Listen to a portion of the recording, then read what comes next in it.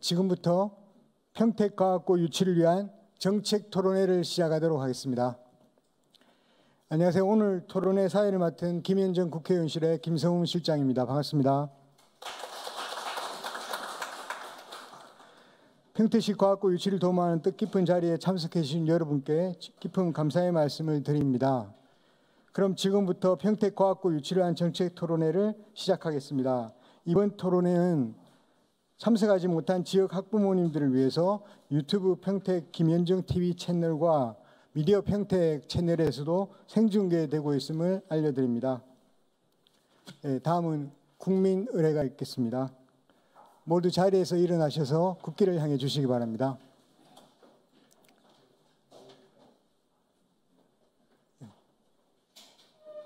국회에 대한 경례.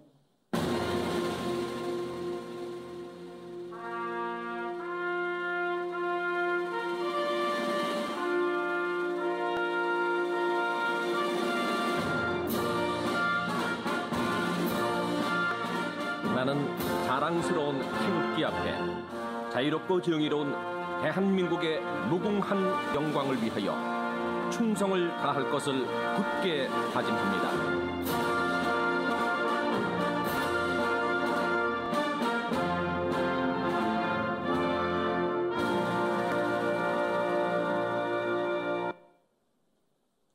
바로 자리에 앉아 주시기 바랍니다. 시간 관계상 다음 국민의례는 이것으로 생략하도록 하겠습니다. 다음은 오늘 토론에 참석해 주신 내빈을 소개해 드리겠습니다. 한 분 한 분 소개할 때마다 박수 부탁드립니다. 지금 이제 행감 마치고 지금 막 오고 계신데요. 아직은 지금 도착 못했습니다. 나중에 다시 오시면 소개해 드리고요. 평택시 의회에서는 조금 이따 도착하실 예정입니다. 오늘 토론회를 주최하신 김현정 국회의원님이십니다.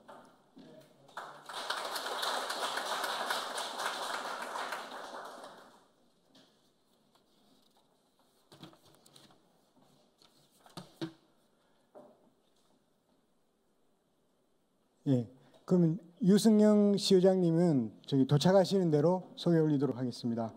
그리고 오늘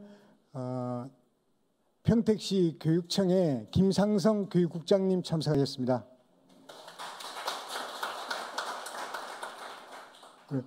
평택시의 이순덕 행정자치국장님 참석하셨습니다.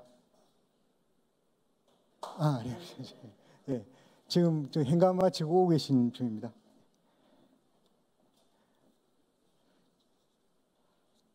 그러면 오늘 토론회 저희 토론회를 주최하신 김현정 국회의원님의 인사 말씀 듣도록 하겠습니다.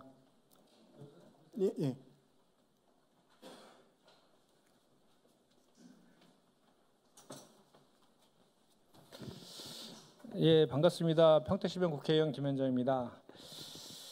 오늘 국회에서 여러분을 모시고 우리 평택시에 과학고를 설립해야 되는 당위성과 필요성에 대해서 논의하는 자리를 마련했습니다. 먼저 이 자리에 평택에서 멀리 이렇게 와주신 우리 학부모님들에게 감사 말씀드리고요. 우리 평택시 교육지원청, 그리고 평택시청, 그리고 평택시의회 의원님들에도 감사하다는 말씀드립니다. 그리고 오늘 토론회의 발제를 맡아주신 이지원 한국반도체산업협회 인재개발지원실장님, 그리고 이덕란 국회 입법조사처 연구관님, 그리고 오늘 토론자로 참석해 주신 배영임 경기연구원 박사님, 정의면 경기도 교육청 장학사님, 방숙희 서재초등학교 학부모회 부회장님, 박성복 평택시사신문 사장님, 그리고 서현호 경기도의회 의원님께 감사드립니다. 오늘은 평택의 과학고 유치가 꼭 필요하기 때문에 자장은 제가 직접 맡도록 하겠습니다. 우리 한국이 현재의 국가적 성공을 이끈 가장 큰 자원은 바로 사람입니다. 특히 지금과 같은 지식 기반 정보화 시대에는 과학기술 인재가 곧 국가 경쟁력이기도 합니다. 미래의 사회를 이끌어갈 주역인 이공계 인재를 길러내는 것은 국가적 과제가 되고 있습니다. 과학기술 인재 양성은 우리나라에서 다른 부존자원이 없는 우리나라처럼 다른 부존자원이 없는 나라가 21세기 지식기반 정보사회에서 선진국으로 도약할 수 있는 유일한 길입니다. 우수한 과학 두뇌를 집중 육성하고 과감한 투자를 통한 첨단 과학 기술을 개발하는 방법 외에는 다른 길이 없습니다. 과학고와 같은 인재 양성 기관이 필요한 이유이고 제가 지난 총선에서 과학고 설립을 위해 노력하겠다고 약속드린 이유이기도 합니다.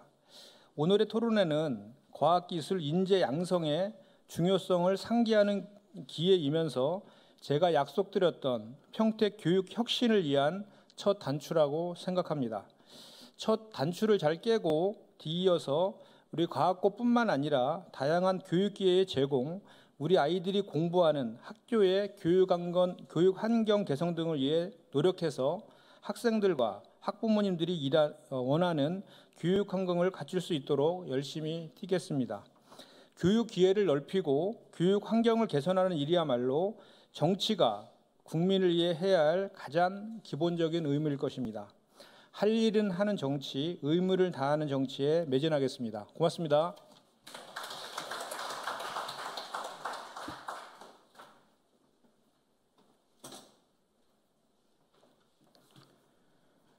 예, 지금 그 평택시와 평택시의회에서 국회에 도착했다고 연락을 받았는데요. 아직 지금 장내에는 지금 입장하지 못하셔가지고 인사 말씀이나 축사는 나중에 또 기회에 중간에 이렇게 청해서 듣도록 하겠습니다. 그러면 주제 발표 시간을 갖도록 하겠습니다. 제가 진행하는 거죠, 지금부터? 예, 문제. 예. 그 새로 드린 시나리오 안 보셨나 봐.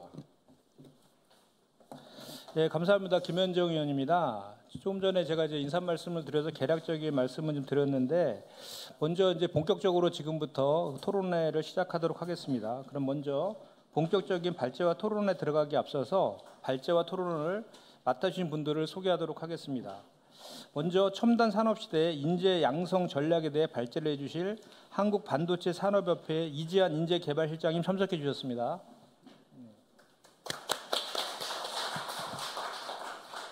과학고의 연연, 법적 성격과 추가 지정에 대해 발제를 해주실 국회 입법조사처 이덕란 연구관님 참석해 주셨습니다. 네, 감사합니다. 예, 다음은 토론에 참여해 주실 분들입니다. 우리 배영임 경기연구원 연구위원입니다. 고맙습니다. 네, 정임현 경기도 교육청 장학사입니다. 그다음 우리 방숙희 서재초등학교 학부모회 부회장 참석하셨습니다. 아직 안 오셨나요? 네. 다음 박성복 평택 시사신문 사장님 오셨습니다.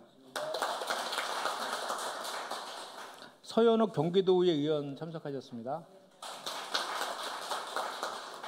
아무래도 평택에서 오시다 보니까 차가 좀 밀리고 있는 측면이 있습니다. 그래서 참석하신 대로 다들 소개시켜 드리도록 하겠습니다. 그럼 오늘 첫 번째 발제 자료는 한국반도체 산업협회 인재개발지원실 이지한 실장님이 반도체 산업을 중심으로 한 첨단 산업 생태계 인력 양성의 중요성이라는 주제로 발표하겠습니다. 이게 발표 시간은 발제는 15분씩 하고요. 토론은 효율적인 진행을 위해서 각 5분씩 진행하도록 하고 마지막에 종합 토론 하는 것으로 해서 마무리 짓도록 그렇게 하겠습니다. 먼저 우리 이지한 실장님 발표해 주시기 바랍니다. 자리에서 하면 될까요? 네네. 네, 안녕하십니까. 저 방금 소개받은 한국반도체 산업협회에서 인력 양성을 담당하고 있는 이지한 실장이라고 합니다. 오늘 이렇게 평택과학고 유치를 위한 토론회에 참석할 수 기회를 주신 의원님 포함 관계자분이 다시 한번 감사의 말씀드립니다. 잘 아시는 것처럼 첨단 산업이 굉장히 중요하게 부각되고 있습니다. 그러면 있어 필요한 인력들도 함께 필요하고 정말 중요한 상황인데요. 관련된 내용을 중심으로 한번 설명을 드리고 그에 따라 필요한 인재가 어떤 인재가 필요한지 함께 말씀드릴 수 있도록 하겠습니다. 네, 발표 드리겠습니다. 잘 아시는 것처럼 첨단 산업을 둘러싼 치열한 글로벌 각축전 속에서 대한민국은 선도국가로의 도약이 절실히 요구되고 있습니다. 특히 잘 아시는 것처럼 첨단 산업을 위시한 초강대국 도약을 위한 국가 첨단 산업 육성 전략이 발표되고 있고 또 각국의 패권 전쟁이 이루어지고 있는 상황입니다. 국가 첨단 산업 육성 전략을 보시면 아시겠지만 초격차 기술력 확보, 혁신 인재 양성, 지역 특화형 클러스터 조성, 튼튼한 생태계 구축 등 다양한 전략들이 마련되고 또 실행되고 있습니다. 뿐만 아니라 국가 첨단 산업 벨트 조성 계획과 같이 미래 첨단 산업 발전을 위해 특화 산업을 육성하고 전 국토에 균형된 첨단 산업 생산 거점 확보하는 등 관련된 내용이 입안되고 또 운영되고 있는 상황입니다. 모두가 잘 아시는 바와 같이 첨단 산업 관련된 특화 단지가 지정되고 있습니다. 국가 첨단 산업 특화 단지가 지난 작년 7월 발표되고 2047년까지 600조 이상의 대규모 민간 투자가 계획되고 있는 상황입니다. 반도체를 예를 들면 세계 최대 첨단 클러스터의 거점으로서 평택을 포함한 용인 지역이 선정돼서 삼성전자, SK 하이닉스와 함께 큰 위상을 떨칠 것으로 기대가 되고 있고요. 그 외에 경북 구미와 같은 소재 관련 곳도 지정이 된 바 있습니다. 뿐만 아니라 소부장 특화 단지를 같이 반도체 장비나 전력 반도체 행사하는 기업 외에 지역 외에 디스플레이나 2차 전지와 같이 전국 지역 거점에 관련된 특화 단지가 지정되고 또 구축을 위한 활발히 운영되고 있는데요. 방금 말씀드린 것처럼 평택이 그 중심이 있기도 하고 삼성전자를 포함한 대기업과 관련된 중소중견기업들이 대규모로 육성되어 있기 때문에 굉장히 큰 중요한 역할을 하고 있다라고 말씀드릴 수 있을 것 같습니다. 그렇다고 하면 이 첨단 산업의 생태계가 어떻게 되어 있는가 짧게 말씀드릴 수 있도록 하겠습니다. 반도체도 그렇고 2차 전지, 디스플레이 비슷하지만 기본적으로 어떤 생산품을 설계하는 부분, 그 설계한 생산품을 제조하는 부분으로 나눠줄 수 있겠습니다. 그리고 이 설계와 생산을 하기 위해서 필요한 전 후방 산업이 존재한데요. 후방 산업은 정밀 기계, 신소재, 화학 등 관련된 산업을 말하고 전방 산업은 스마트폰, PC, 자동차와 같이 고객과 맞닿아 있는 시스템 기업들을 의미합니다. 이러한 첨단 산업의 생태계 속에서 다양한 기업들이 활동하고 또 필요한 인재가 양성되고 활동하고 있는데요. 이런 전반에 걸쳐서 필요한 인력들이 다양하게 육성되어야 함에도 현재는 녹록지 않은 상황이기도 하고요. 또 학령 인구가 지속 감소하면서 이 산업의 역할을 굉장히 공고하게 할 그런 인재가 더욱더 요구되고 있는 상황입니다. 잘 아시는 바와 같이 반도체를 포함한 첨단 산업은 정말 패권 전쟁이란 말이 어울릴 정도로 굉장히 강한 도전의 직면에 있습니다. 반도체를 중심으로 말씀드리면 최초의 페어차일드와 같이 종합 반도체 기업을 시작으로 장비 기업이 탄생하게 됐고요. 장비 기업 이후로 설계를 전문으로 하는 기업이 탄생하고 설계를 전문하는 기업들을 위한 위탁 생산하는 기업들 그리고 패키징하고 테스트하는 기업들 다양한 기업들이 나타나게 되었습니다. 주요 선도국을 보시면 대만, 중국, 우리나라 포함한 다양한 국가가 포함되고 있는데 잘 아시는 바와 같이 코로나19로 인해 벌어진 반도체를 포함한 첨단 산업의 공급망 이슈를 기반으로 여러 가지 사태에 직면한 바가 있습니다. 특히 미국 바이든 대통령께서 웨이퍼를 흔들면서 보여준 공급망을 내재화하겠다는 그런 이슈가 실제 반도체를 포함한 첨단 산업을 보유한 국가에 다양한 영향력을 미치게 되었고 이를 통해서 각 국가와 기업 그리고 중앙정부, 지자체가 함께 힘을 모아서 뭔가 자국의 어떤 이익을 위한 여러 가지 활동들을 하게 됩니다. 특히 반도체를 중심으로 좀 더 설명을 드리겠습니다. 반도체 주요국이라고 불리는 다양한 국가들이 있는데요. 크게 6개 국가가 있습니다. 미국, 일본, 대만, 유럽, 중국, 우리나라 주요국 6개라고 불리는데요. 잘 아시는 바와 같이 이 반도체 주요국이라고 불리는 국가에서는 스스로의 어떤 성장과 더불어 자신들의 국가가 잘할 수 있는 자국이 잘할 수 있는 포지션을 공고히 한 바가 있습니다. 미국 같은 경우는 메모리, 시스템 반도체 전 영역에 경쟁력을 갖추고 있고 특히 세계 1위의 기업, 인텔, 퀄컴과 같은 글로벌 기업을 다수 보유하고 있는데요. 뿐만 아니라 장비 분야에 있어도 굉장히 큰 경쟁력을 보유하고 있습니다. 일본입니다. 일본 같은 경우에는 소니사를 포함한 이미지 센서 세계 1위 기업을 보유하고 있고 차량용 반도체뿐만 아니라 소재, 장비 분야에서 최고 경쟁력을 보유하고 있습니다. 다음 대만입니다. 많이 들어보셨을 것 같은데요. 반도체를 위탁 생산하는 기업인 TSMC가 있습니다. TSMC는 압도적인 생산 보유 능력을 바탕으로 파운드리, 즉 위탁 생산할 수 있는 그런 능력에 대한 세계 1위 경험치를 보유하고 있는데요. 뿐만 아니라 관련된 설계 전문하는 기업도 함께 육성함으로써 산업 생태계를 공고히 하고 있는 상황입니다. 유럽의 경우에도 차량 반도체뿐만 아니라 벨기에 아이맥과 같이 차차 세대, M+2 세대 기술을 개발한 연구소를 보유함으로써 관련된 역량과 인재를 집중적으로 키움으로써 산업에 기여하고 또 관련 국가와 활발하게 활동하고 있습니다. 다음 중국입니다. 반도체 같은 경우에 특히 거대 내수 시장을 갖고 있는 중국의 상징성이 굉장히 큰데요. 전 세계 절반 이상에 해당하는 반도체 칩을 빨아들이고 있기 때문에 굉장히 큰 시장으로 거듭나고 있고, 뿐만 아니라 반도체 전공정 외에 후공정과 같은 패키징, 테스트의 성장과 소부장 국산을 추진하는 등 다양한 역할을 하고 있습니다. 그렇다면 우리나라는 어떨까? 우리나라 같은 경우에 반도체를 포함한 첨단 산업이 굉장히 큰 관점을 가지고 있습니다. 다만 우리나라가 반도체를 세계 1위를 하고 있다는 말에 좀 시사점이 있는데, 세계 1위라는 부분이 메모리 반도체의 세계 1위입니다.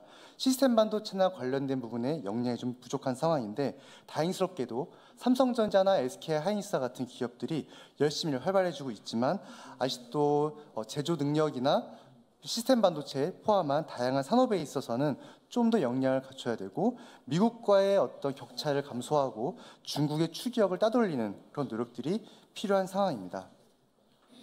그렇다면 이 첨단 산업의 육성을 하기 위해 주요국이라고 불리는 국들은 어떻게 활동하고 있는가를 제가 정리해 보았습니다. 법 제도 측면, 그리고 오늘의 주제에 맞게 인력 측면 두 가지 관점에서 말씀을 좀 드릴 수 있도록 하겠습니다. 먼저 법 제도입니다. 반도체를 중심으로 말씀드리면 코로나19로 인해 공급망 분업 체계 취약성이 부각되고, 반도체를 단순히 경제 자산이 아니라 전략 자산으로 인식하면서 각국 내 반도체 산업 육성 정책이 굉장히 활발해지고 있습니다. 특히 아마 뉴스나 언론에서 많이 보셨겠지만 칩스 액트라고 불리는 반도체 산업 지원법을 위시하여 미국이 선도적으로 다양한 법 제도를 제시하고 있고, 중국도 반도체 굵기를 위한 다양한 정책을 발표하고 있으며, 일본도 잃어버린 30년을 되찾기 위해 반도체를 포함한 첨단 산업을 육성하기 위한 전략을 펼치고 있습니다. 유럽, 대만도 마찬가지입니다. 전반적으로 법과 제도를 개선하고 그의 실행을 앞세우면서 필요한 정책적 방향성을 설정하고 있는데요. 특히 보조금에 대한 지급, 그리고 세액공제와 같이 다양한 투자에 유치할 수 있는 수단을 마련하면서 활동을 하고 있습니다. 근데 이런 측면과 더불어 매우 중요한 것이 바로 인재입니다. 첨단 산업을 포함한 반도체 사업을 영위하고 있는 반도체 주요국은 첨단 산업의 인재 부족 현상을 겪고 있고요. 그에 따라서 다양한 정책을 펼치고 있습니다. 방금 전 설명드린 바와 같이 미국에서는 칩스 액트 기반 노동 교육 기금도 마련하고 있고, 중국, 일본, 유럽, 대만 같은 국가에서는 관련된 학과, 과학고를 포함한 여러 가지 고등학교를 육성시키고 필요한 인력들을 적극 양성함으로써 산업계의 역할을 할 수 있도록 굉장히 많은 노력을 기울이고 있습니다. 키워드는 크게 세 가지입니다. 인재 육성, 인재 보호, 유치입니다. 결국 인력이 부족해가는 현상을 육성이란 키워드로 잘 보존하고자 하고, 또 우리 인력을 뺏기지 않은 노력, 그리고 우리에게 부족한 인력을 유치함으로써 전반적인 생태계에 기여하려는 노력을 펼치고 있는데요. 특히 오늘과 같이 평택시의 특목고, 과학고 유치를 위해 필요한 부분이 바로 이 육성에 관여하고 있다고 할 수 있겠습니다. 뿐만 아니라 이런 주요국의 어떤 경쟁에 대응하기 위해서 한국도 첨단 산업 인재 혁신 특별법이라는 것을 제정함으로써 관련된 인력이 잘 양성되고 산업계에 잘 입대할 수 있도록 하는 제도 또한 마련되고 있다고 할 수 있겠습니다. 그렇다면 첨단 산업의 어떤 중요성과 국가별 정책에 대해 말씀을 드렸는데요. 어떤 우수한 인재가 필요하고 왜 필요한지에 대해서 좀 말씀드리겠습니다. 잘 아시는 것처럼 반도체 중심 말씀드리면, 반도체는 모든 산업의 두뇌이며 미래 지능사의 핵심적 요소로 표현되고 있습니다. 특히 반도체는 각국이 국가안보 차원 인식하기 시작하면서 경제자산을 넘어 전략자산으로 급부상되고 있는데요. 반도체라는 게 단순히 IT 기기를 위한 것뿐만 아니라 군사용 반도체, 미래형 반도체, 6G를 포함한 이동통신용 반도체, 진열 로봇, 전자제품이 쓰이는 모든 곳에 활용되고 있다 보니까 이러한 전략자산으로서의 활용 가치가 대단히 높고, 이 전략자산을 스스로의 어떤 자국의 힘으로 개발하고 또 유통하고 유지하기 위한 다양한 전략들을 마련하고 있는 상황입니다. 그런데 자세히 보시면 국가 승인 통계에 따라 산업기술 인력을 분석해 본 결과 이러한 인재가 현재 그치지 않고 더 많이 필요하다로 지금 분석이 되고 있습니다. 특히 지금 표를 보시는 바와 같이 저희가 일반적인 레거시 공장에서 하는 반도체뿐만 아니라 향후 즉 차세대 반도체 산업 기술 인력으로만 통계 분석을 했음에도 불구하고 현재 대비 10년 후에는 약 반도체 분야만 한정했을 때 그리고 차세대 반도체 분야를 한정했음에도 불구하고 4만 명 이상의 인력이 더 증가할 것으로 예상되고 있습니다. 참고로 차세대 반도체 산업이란 첨단 공정을 적용한 신시장 분야에 적용될 수 있는 그런 기술 인력을 얘기하는데요. 이 말은 반대로 얘기하면 차세대 분야 외에 일반적인 반도체 분야 그리고 기술 인력 외에 기본적인 산업 인력 분야를 확대했을 때는 더 많은 인력이 필요할 수 있다로 귀결될 수 있을 것 같습니다. 그 말은 또 곧 더 많은 국가 과학 기술의 핵심을 질 수 있는 인재가 필요하고 더 많이 육성되어야 되고 더 많은 관심이 필요하다는 얘기로 또 연관지을 수 있을 것 같습니다. 그렇다면 우리나라 첨단 산업, 특히 반도체 기업의 목소리는 어떠느냐를 저희가 조사해봤습니다. 제가 반도체로 표현했지만 첨단 산업으로 바꿔 말하면 이렇게 될 것 같습니다. 결국 첨단 산업을 공부할 수 있는 인재가 턱없이 부족하기 때문에 이를 적극적으로 양성하고 키워서 산업계를 유입시켜야 된다가 그 첫 번째입니다. 아무래도 우리나라가 첨단 산업을 포함한 특히 반도체 같은 경우에는 국가 수출의 20% 차지하고 있는데요. 그만큼 중요한 산업에 역할을 할 수 있는 인재가 굉장히 필요한데 이런 인재가 더 많이 배출되어야 된다가 첫 번째 목소리입니다. 두 번째는 산업계와 맞닿을 수 있는 인력이 필요하다. 즉 과학기술의 근간한 양성이 이루어져야지만 그의 산업계와 맞물릴 수 있는 인재가 길러지고 또 역할을 다할 수 있다로 이어질 수 있을 것 같습니다.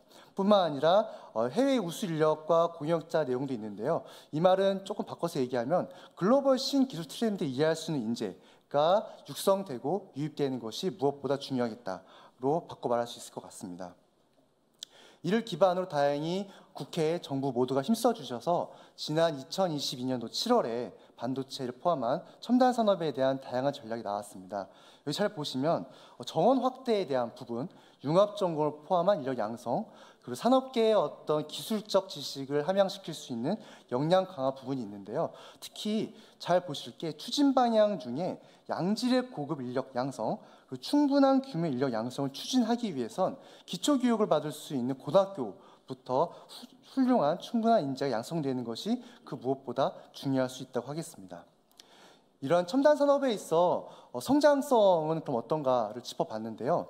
물론 제가 반도체 예시를 들었지만 이 첨단 산업은 아무래도 여러 가지 폼팩터의 변경, AI와 같은 첨단 기술 도입과 함께 지속적으로 발전할 수밖에 없습니다. 특히 반도체를 좀 예시로 들면 PC, 모바일, 가전, 스마트폰 등 IT 기기의 발달과 함께 첨단 산업은 계속 성장하고 있는데요.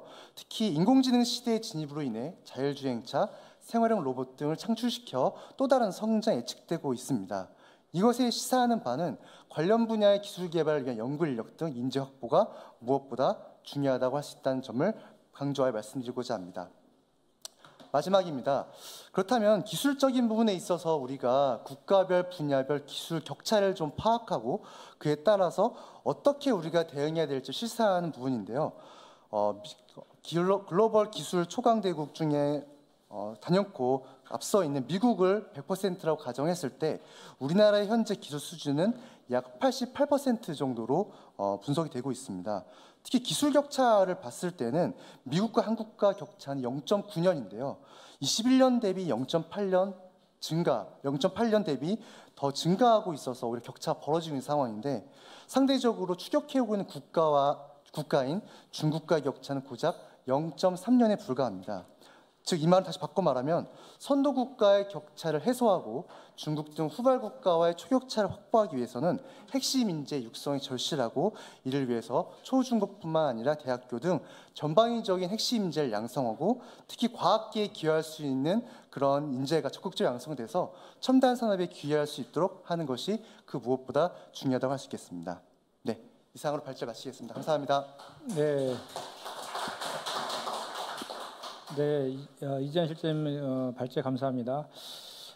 우리 발제에서 보면 우리 반도체 생태계가 국가별로 어떻게 역할 분담되어 있고 글로벌 밸류 체인이 어떻게 형성되어 있는가 하는 점을 짚으신 것 같고요. 또 글로벌 밸류 체인을 형성하고 있는 국가들이 어떤 법과 제도를 가지고 인재를 육성하고 보호하고 있는가를 중심으로 발제를 하신 것 같습니다. 특히 우리나라가 첨단 산업 중심의 경제 강국, 산업 대국으로 도약하기 위해 인재를 전략 자산으로 인식하고 접근해야 한다는 점에 대해서도 밀도 깊게 발표해 주셨습니다. 그 발제하는 사이에 좀 평택시에서 좀 몇 분이 도착하셔가지고 좀 소개 좀 시켜드리도록 하겠습니다. 우리 유승영 시의회 의장님 오셨습니다. 이기영 시의원님 오셨습니다. 김산수 시의원님 오셨습니다. 이순덕 평택시 행정자치국장님 참석하셨습니다.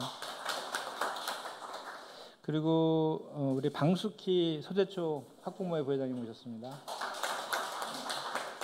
보니까 저 배달의 중학교 오미양 학부모님 오셨는데 인사 한번 하시죠. 네. 동삭초등학교 고미 학부모회장님 참석하셨습니다.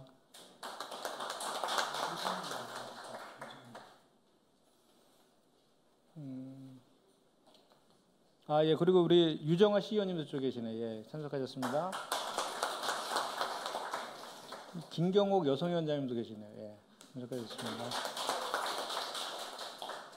그럼 이게 발제 중인데 아까 우리 원래 서두에서 했어야 되는데 생략이 됐는데 우리 시의회 의장님 잠깐 짧게 인사말 좀 듣도록 하겠습니다. 네, 안녕하십니까. 평택시의 의장 유승용입니다. 오늘 본회의 2차 본회의라 좀 의견할 게 오늘 많은 날이라 좀 늦게 도착했습니다. 좀 양해 바라고요. 오늘 평택과학고 유치를 위한 정책 토론회 개최를 진심으로 축하드립니다. 우리 김현정 국회의원님께서 우리 평택의 과학고 유치에 대해서 선거 때도 공약으로 하셨던 부분이기도 하고 저희 평택이 이제 삼성전자를 비롯해서 LG전자 또 향후에 수소경제나 여러 가지 지금 사업들을 진행하고 있는데 또 브레인시티에는 저희가 카이스트가 유치를 해서 이제 본격적으로 캠퍼스 조성도 이루어지려고 할 예정입니다. 하여튼 저희 평택에 이런 과학고가 유치돼서 평택의 교육의 발전을 위해서 또 우리 미래의 과학의 발전을 위해서 이런 우리 평택의 어떻게 보면 주요한 과제인데 이런 과학고 유치가 잘 이루어질 수 있는 그런 출발점이 되는 그런 토론회가 되기를 진심으로 기원드리겠습니다. 함께해 주신 모든 분들께 깊이 감사드립니다. 네, 감사합니다. 네, 그리고 짧게 어제 제가 우리 평택시 교육지원청 교육장님하고 국장님들, 국과장님들을 같이 이 관련된 내용들을 논의를 했었는데 교육장님이 미리 잡힌 그 중요한 일정 때문에 대신 우리 김상성 교육국장님 참석하셨는데 짧게 좀 인사말 좀 하시겠습니까? 예. 네, 이렇게 만나 뵙게 돼서 이렇게 감사드리고요. 늘상 그 교육에 관심 많이 가져주시고 특히 이 과학 쪽에 관심을 많이 가져주신 의원님께 다시 한번 감사 말씀드리고요. 그리고 함께해 주신 우리 서현욱 의원님 감사드리고요. 저희 교육청에서도 이 과학교 유치뿐만 아니라 우리 평택 교육을 위해서 전 가족이 성실히 임하고 최선의 노력을 다할 것이고 과학고가 유치되게 하기 위해서 교육청도 적극 지원하도록 노력하겠습니다. 이상입니다. 네, 고맙습니다. 이 과학고 유치를 위해서는 우리 지자체 역할이 대단히 중요하거든요. 우리 시장님이 원래 참석하기로 하셨는데 해외 출장 때문에 부득이하게 참석을 못하고 우리 행정자치국장님께서 대신 오셨는데요. 짧게 좀 인사말 좀 부탁드리겠습니다. 네. 네, 오늘 이 자리 평택시 교육 발전을 위한 정책 제언을 위한 자리에 감사드립니다. 특히 우리 시 인재, 과학 인재 교육을 위한 오늘 토론에 참석하게 돼서 감사드리고요. 또 오늘 좋은 의견이 우리 시 정책 추진에 잘 반영되기를 기대하겠습니다. 감사합니다. 네, 고맙습니다. 네, 그럼 다음으로 우리 국회 입법조사처 연구관으로 계시는 이덕란 대한교육법학회장님이 디지털 대전환 시대 과학고의 법적 성격과 과제라는 주제로 발표하시겠습니다. 네, 방금 소개받은 국회 입법조사처의 이덕란입니다.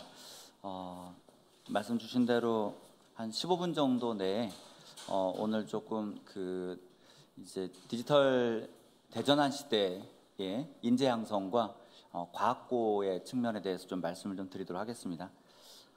지금 이제 디지털 대전환 시대, 또 다른 말로는 이제 디지털 심화 시대 이렇게 이제 표현을 하고 있는데요. 이런 이제 시대적인 흐름과 과학고가 상당히 좀 밀접하게 관련이 돼 있는데 그런 부분들이 좀 상대적으로 국가 전체적으로나 언론이나 이런 데서 크게 이제 주목하지 못했던 것 같아요. 근데 이제 오늘 이제 김현정 의원님이 이제 평택의 과학고 유치 이제 이 주제를 가지고 이제 하시는데, 사실은 이게 이제 국가 전체적으로 본다고 하면 정말 우리가 말로만 디지털 시대를 이야기하는 게 아니라 이 시대의 인재 양성을 고등학교 교육 단계에서부터 어떻게 할 거냐, 여기에 대한 어떤 이제 큰 화두를 좀 던져주는 측면에서도 의미가 좀 있다고 생각을 합니다. 그럼 이제 목차는 크게 한 3가지 정도로 좀 구성을 했고요.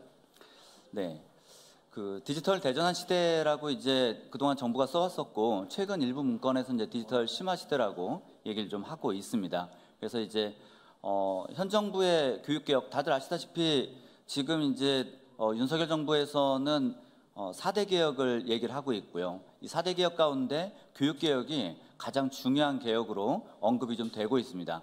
그럼 이제 현 정부가 교육 개혁을 추진하는 목표가 과연 뭘까? 이걸 생각해 보면 결국은 미래 인재 양성에 있다, 이렇게 말씀을 드릴 수 있겠습니다.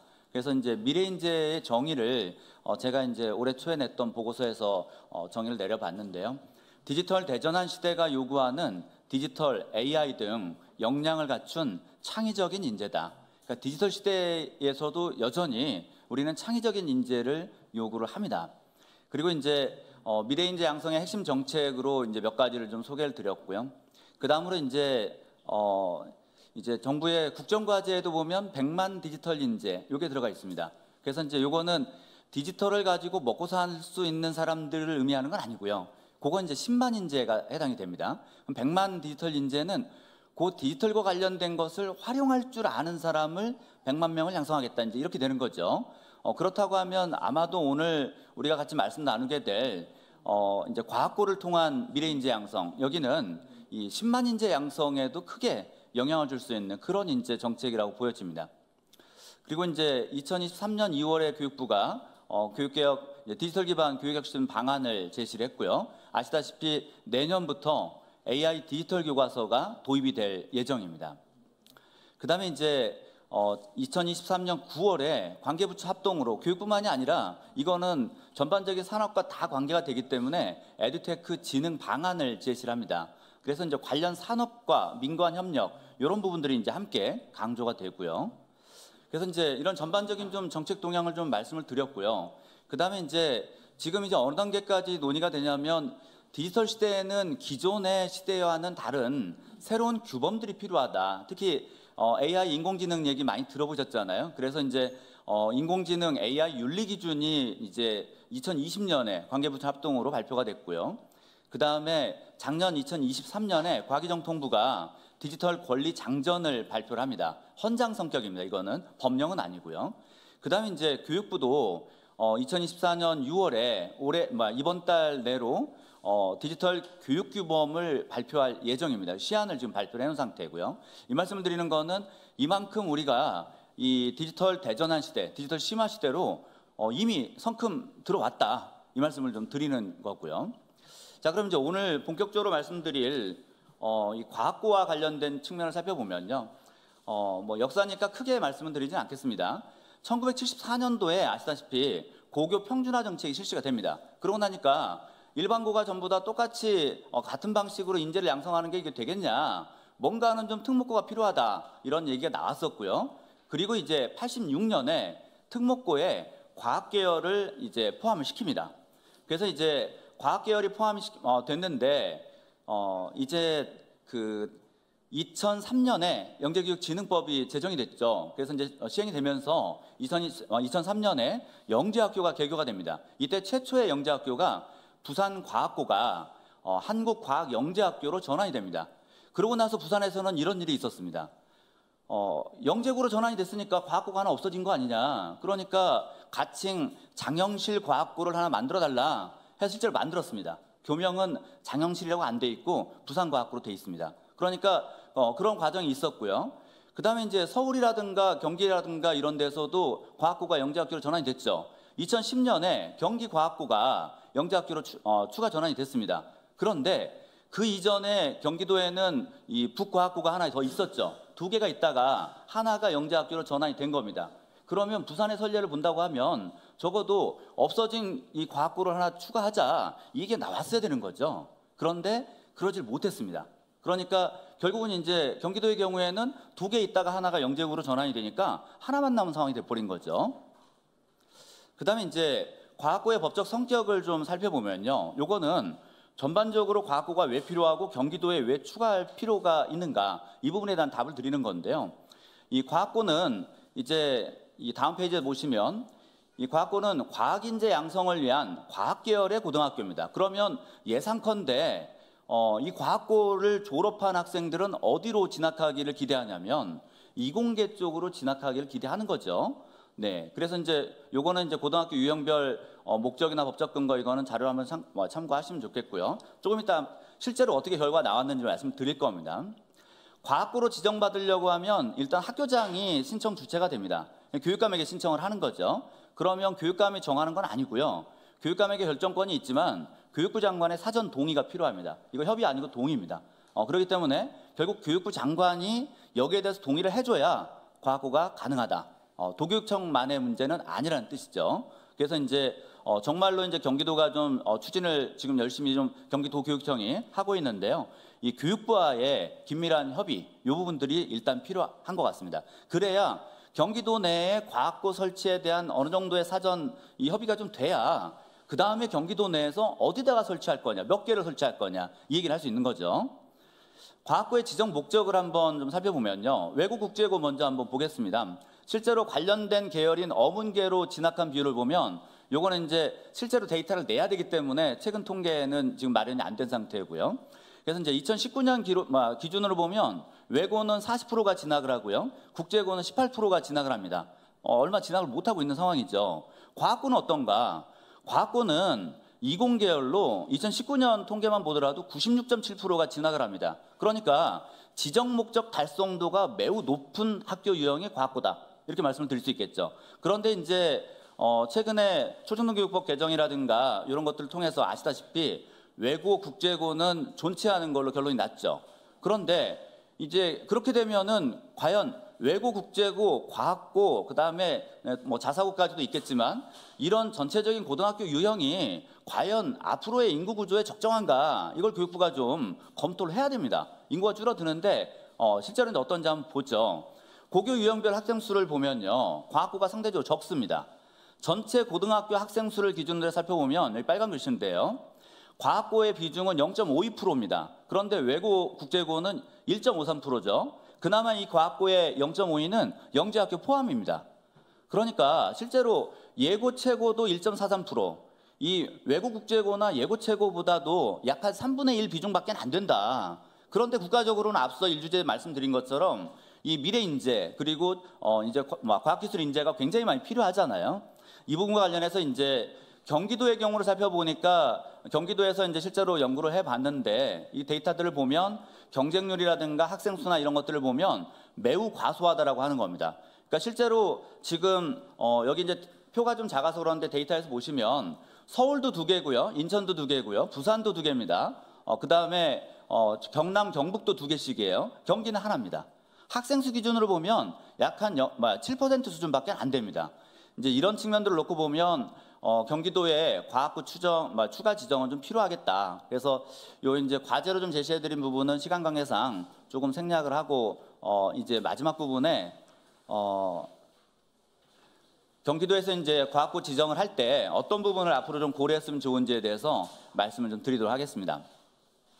먼저 디지털 대전환 시대에 부합하는 미래 인재 양성을 위해서 대학 단계에서만이 아니라 정부가 대학 단계 정책 많이 내놨거든요. 고등학교 단계에서부터 과학고 등을 통한 인재 양성이 필요합니다. 그러니까 이제 과학고는 굉장히 중요한 측면이 되고 확충이 필요하다. 인구 감소가 된다고 해서 과학고를 줄여야 된다, 이거는 논리가 맞지 않다고 하는 거죠. 그 다음에 지역별 분포를 살펴봐야 되는데 앞서 살펴본 것처럼 학생 수 비중으로 본다 그러면 경기도가 타시도에 비해서 약 한 10% 내지 20% 수준 정도로 굉장히 과소한 상태다. 그러면 이걸 확충을 해야 되겠다 하는 측면이고요. 두 번째는 우리 헌법에는 이 각인의 기회를 균등히 하고 능력을 최고도로 발휘하게 하며 이 얘기는 형평성, 수월성, 조화를 이루라고 하는 건데요. 이 지역별 형평성으로 따져보나 그 다음에 과학 분야에 능력 있고 역량 있는 인재를 미리 기른다고 하는 수월성 측면에서 본다고 하나 경기도 내 과학부 추가 지정은 헌법과 교육기본법의 원리에도 부합한다 이 말씀 드리고요. 그 다음에 이제 지정 목적 달성도가 아까 과학부가 굉장히 높다는 말씀을 드렸고요. 그렇기 때문에 이제 선정 단계에서도 지정 목적 달성도가 실제로 지정하고 나서도 매우 높을 수 있는 그런 권역과 학교에다가 지정할 필요가 있다. 만약에 이제 평택이 이 부분을 합심해서 이제 제기를 한다고 하면 이런 부분에서도 굉장히 이제 평택이 중요한 위치에 있다. 이런 부분들을 좀 강조를 하셔도 좋을 것 같다는 생각입니다. 그 다음에 이제 평택의 경우에는 중요한 법이 하나 있죠. 주한미군기지 이전에 따른 평택시 등의 지원 등에 관한 특별법이 있습니다. 여기에 지금 현재 이제 여러 가지 교육 특례가 있는데요. 지금 현재 있는 특례 중에는 교육재정 지원의 특례가 있고요. 그리고 이제 만약에 필요하다 그러면 추가로 더 논의도 할 수 있을 텐데 이런 현재 있는 교육 관련 특례 조항을 적극적으로 활용을 하는 방안도 한번 생각해 보셨으면 좋겠다. 이 말씀을 드려보고요. 그 다음에 아시다시피 지금 교육발전 특구가 지정돼서 운영이 되고 있는데요.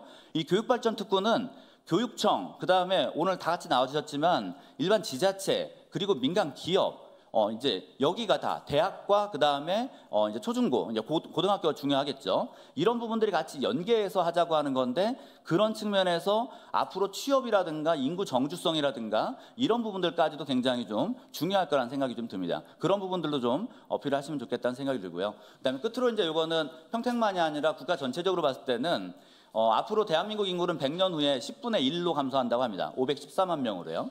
그러면 이제 앞으로 인구 감소 시대에 학생 한 명 한 명이 중요한데 그렇다고 하면 정말 과학기술 분야에 역량이 있는 인재들을 미리 이제 선발해서 잘 길러주는 이런 교육과 더불어서 교육부에다가 경우에 따라서는 외국 국제고나 다른 유형들 좀 줄이고라도 과학고 늘려야 되지 않느냐 이런 얘기들도 사회적으로 좀 했으면 좋겠다는 생각이 듭니다. 이상으로 발표를 마치도록 하겠습니다. 감사합니다.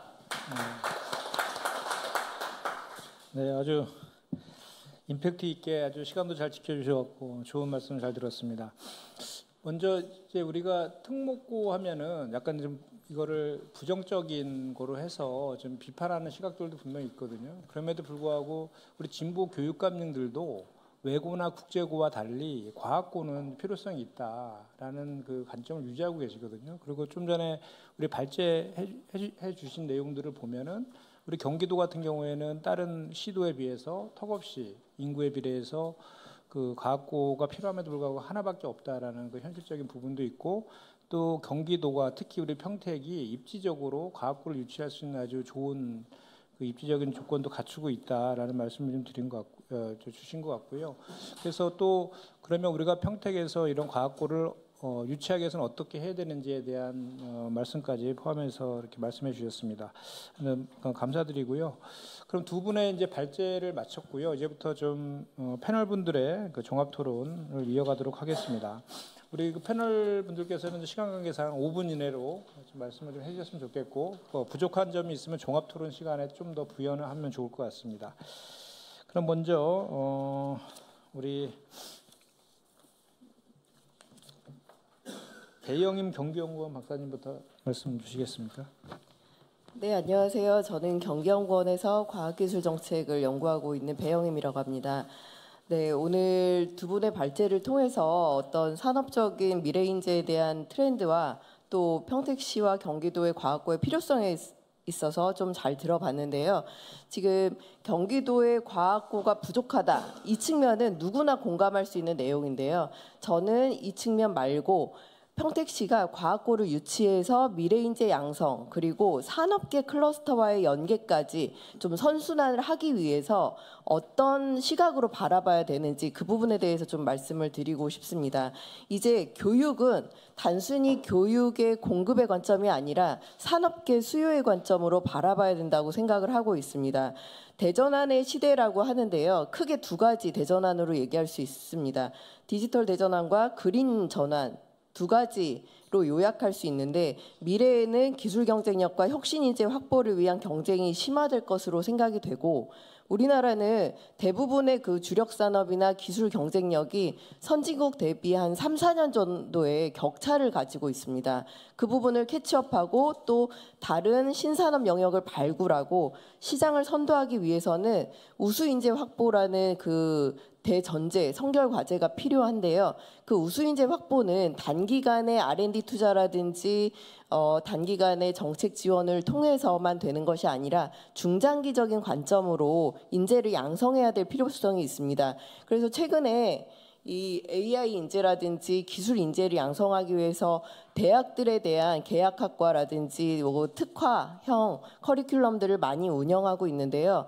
그럼에도 불구하고 산업계에서는 굉장히 우려의 목소리가 많이 있습니다. 기술 인재들의 공급이 많이 되고 있지만 절대량이 부족하다. 그리고 또 하나는 그들이 공급이 되더라도 우리는 재교육을 해야 되고 미스매치가 일어나고 있다. 이런 역량의 미스매치가 있다고 하는데요. 저는 지금 공급의 관점에서 기술 인력 양성이라는 그런 시스템도 좀 바꿔봐야 될 시점이라고 생각을 하고 있습니다.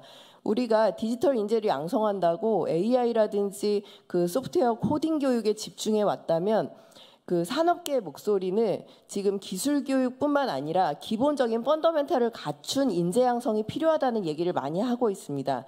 기술은 여러분들 아시겠지만 우리가 챗GPT 공급을 통해서도 봤듯이 기술은 점점 오픈소스로 발전을 하고 있어요. 그러면 그 기술에 대한 진입장벽은 낮아지고 있다는 것입니다. 그 진입장벽이 낮아진다는 것은 누구나 쉽게 그 기술에 접근할 수 있기 때문에 그것보다는 기술의 소양은 당연히 갖추되 그 혁신적이고 창의적인 생각을 하고 프로블럼을 세팅하고 그걸 해결해 나가는 그런 기획 역량까지 갖춘 인재가 미래 인재라고 앞으로는 할 수 있을 것 같습니다. 그러면 이런 미래 인재를 양성할 때는 저는 대학교와 그 취업 준비생들에 대한 단기 교육 프로그램으로는 부족하다고 생각을 하거든요. 그때 필요한 게 고등학교의 교육 과정이라고 생각을 합니다. 경기도는 지역 혁신 역량을 살펴봤을 때 전국에서 1위 수준이고 거의 대부분의 혁신 역량이 30% 이상을 차지하고 있습니다. R&D 지출도 그렇고요. 인적 자원도 그렇고 그럼에도 불구하고 과학인재 양성에 대해서는 굉장히 좀 시스템적으로 부족한 부분을 가지고 있습니다. 그 부분이 항상 좀 아쉬웠고요.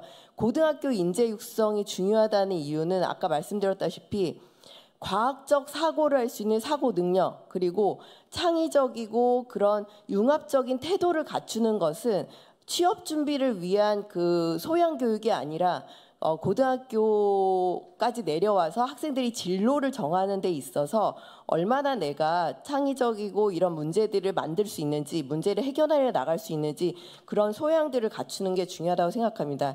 그리고 나서 제가 말씀드리고 싶은 건 여러분 다 아시다시피 TSMC가 성공한 이유는 그 주변에 인재를 지속적이고 안정적으로 확보할 수 있다는 성공 요인이 있었습니다. 평택시나 반도체 클러스터로 지금 지정을 한 경기도의 그런 클러스터들은 그런 산업 기반을 갖추는 데 있어서는 충분한 역량을 앞으로 갖춰나갈 수 있다고 생각을 하고요. 다만 거기에 부족한 부분이 교육 시스템이라고 생각을 합니다. 그래서 과학고의 유치는 당연히 필요하다는 생각이 들고 그와 더불어서 직업훈련이라든지 과학인재 양성을 위한 인적 자원의 인프라를 갖추지 못한다면 산업 클러스터의 성공도 담보할 수는 없다. 이렇게 생각을 하고 있습니다.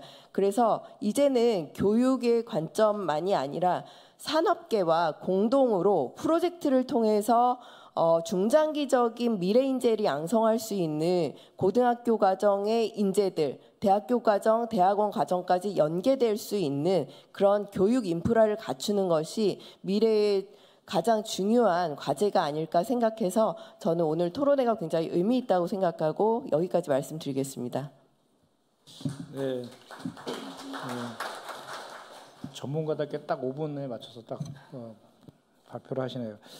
한 분 아까 소개 빠뜨렸는데 그 이영삼 오산대학교 교수님도 함께 좀 하고 계십니다. 다음은 우리 정의면 경기도교육청 장학사님 토론 있겠습니다. 반갑습니다. 저는 경기도교육청 융합교육정책과 장학사 정의면이고요. 과학고를 담당하고 있습니다. 제가 여기 오기 전에 도대체 어떤 얘기를 해야 될지가 좀 많이 고민이 됐었습니다. 왜냐하면 경기도교육청은 중립에 입치해서 지금 입장을 좀 이렇게 이야기해야 되는 그런 상황인데 여기 와서 어떤 얘기를 해야 될까? 혹은 다른 분들이 봤을 때 좀 오해를 살 만한 그런 표현이 있지 않을까라는 그런 것 때문에 약간 고민이 되긴 합니다. 제가 이제 기본적으로 경기도교육청이 과학고를 지정을 발표하게 된 계기 그리고 어떤 과학고를 만들고 싶은지에 대해서 간략하게 말씀을 좀 드리도록 하겠습니다. 앞서 입법조사관님께서 말씀드렸다시피 과학고 한 곳이 있습니다. 기존에 경기과학고, 경기북과학고 있었는데 경기과학고가 영지학교로 전환되었었습니다. 경기북과학고는 최초에 의정부과학고로 개교했다가 이름을 바꿔서 경기북과학고로 이름을 바꿨으며 현재까지 이르게 되었습니다. 2024년도 과학고 입학생 대비 중3학생 수를 비교해 보면 경기도는 1212명 정도이고요. 서울은 학생 수 대비 212명, 경기도의 18% 정도이고 인천은 156명으로 경기도의 12% 정도에 불과합니다. 경기북과학고 입학 경쟁률도 전국 최고입니다. 2024학년도 입학 전형의 경우 전국 평균이 3.83대 1이었는데 경기북과학고는 10.38대 1로 가장 높았습니다. 학생의 능력에 따라서 교육받을 권리가 제한되고 있다는 그런 의견이 많았고 입학 경쟁 과열로 인해서 타 시도 학생들에 비해서 역차별을 받고 있다는 그런 의견들이 많이 있었습니다. 또한 지금까지 많은 분들께서 국가 인재 개발의 측면에서도 많이 말씀하셨지만 이제 저는 이제 교육의 측면에서도 학생들이 자신의 관심과 흥미에 따라서 좀 더 많은 교육을 받아야 되는 그런 학생 맞춤형 교육 관점에서도 과학고는 좀 필요하다라는 그런 생각이 좀 듭니다. 과학고를 지정했을 때 이런 우려가 있었습니다. 의대나 그런 데 많이 가지 않겠느냐라는 그런 우려가 좀 많이 있었습니다. 하지만 좀 실례를 들자면 경기북과학고의 경우에는 작년에 올해 졸업생이죠. 2023년 3학년 학생들의 진학상을 보면은 의학학 계열, 의대, 약대, 치의대, 한의대, 수의대 이런 모든 계열을 포함해서 진학한 학생이 아무도 없었습니다. 현재 경기북과학고 같은 경우는 설립 취지에 맞춰서 설립 취지에 맞는 그런 교육 과정을 운영하고 있고 거기에 맞춰서 다른 시도에 비해서 매우 모범적으로 과학고가 운영이 되고 있습니다. 따라서 의학학 계열에 많이 진학하지 않을까라는 그런 우려는 기우에 불과할 거라고 생각이 들고요. 그런 부분들은 염두에 뒀으면 좋겠습니다. 저희 경기도 교육청에서는 경기형 과학고 설립 취지에 맞는 과학고 운영을 강화해서 이공계 진로, 진학을 좀 더 강화하고 의학학 계열 진학에 대해서 현재 제재 방안이 진행이 되고 있습니다. 현재 전국에 있는 모든 과학고 입학할 때 학생들에게 의학학 계열에 진학했을 경우에 이에 따른 불이익을 감수하겠다라는 그런 동의를 받고 있고 실제로 그런 제재 조치들이 진행되고 있습니다. 그리고 과학고의 경우에 다른 일반고에 비해서 가장 선호되고 혹은 가장 우수한 지점이라고 한다면 학생 연구활동에 해당한다고 볼 수 있습니다. 지역 자원을 활용해서 학생 연구활동 운영을 지원하고 졸업생과 재학생 연계해서 멘토링 프로그램을 운영을 지원하고자 합니다. 그리고 과학수학 선도학교 역할을 좀 더 강화해서 우수화 인프라, 과학고에만 있는 그런 기자재, 그런 인프라를 이용해서 선도적인 교수학습을 확산시키고 외부 학생 대상으로 과학수학 프로그램 운영을 좀 더 지원해서 그 지역에서 그 학교를 거점의 역할로 삼아서 과학, 수학 관련된 프로그램을 좀 더 확산시키는 그런 방안에 대해서 경기형 과학고로 저희가 보도한 바 있습니다. 현재 많은 교육지원청 혹은 지자체에서 과학고 설립에 대해서 혹은 전환에 대해서 많은 관심을 갖고 있습니다. 현재 내부적으로 일정 그리고 방법 등에 대해서 세부 계획을 수립하고 있습니다. 최대한 공정하고 최대한 공개적인 그런 절차를 통해서 과학고 선정을 해나갈 것을 다시 한번 말씀드립니다. 이상입니다. 네, 감사합니다. 아무래도 경기도교육청이 우리 과거 지정에 있어서 중요한 역할을 맡고 있어서 조심스럽게 말씀을 드렸는데 분명한 것은 경기도의 과고가 반드시 필요하다는 취지를 말씀 주셨고 덧붙여서 말씀드리면 우리 평택이 세계 최대 규모의 삼성전자도 있고 또 KG 모빌리티도 있고 또 수소 특화 도시로 되어 있어서 가구가 딱 들어오기엔 적임지가 평택이다라는 말씀도 제가 덧붙여서 드리니까 많이 좀 참조해 주셨으면 좋겠습니다. 예, 다음은 우리 이제 학부모님들의 한번 토론 한번 듣도록 하겠는데요. 우리 방수기 서재초등학교 학부모님의 토론을 듣도록 하겠습니다. 안녕하세요. 저는 평택 서재초등학교 학부모회 부회장을 맡고 있는 방숙희라고 합니다. 저는 평택에 저희 아이들의 열악한 실정에서 대해 말씀드려보려고 하는데요.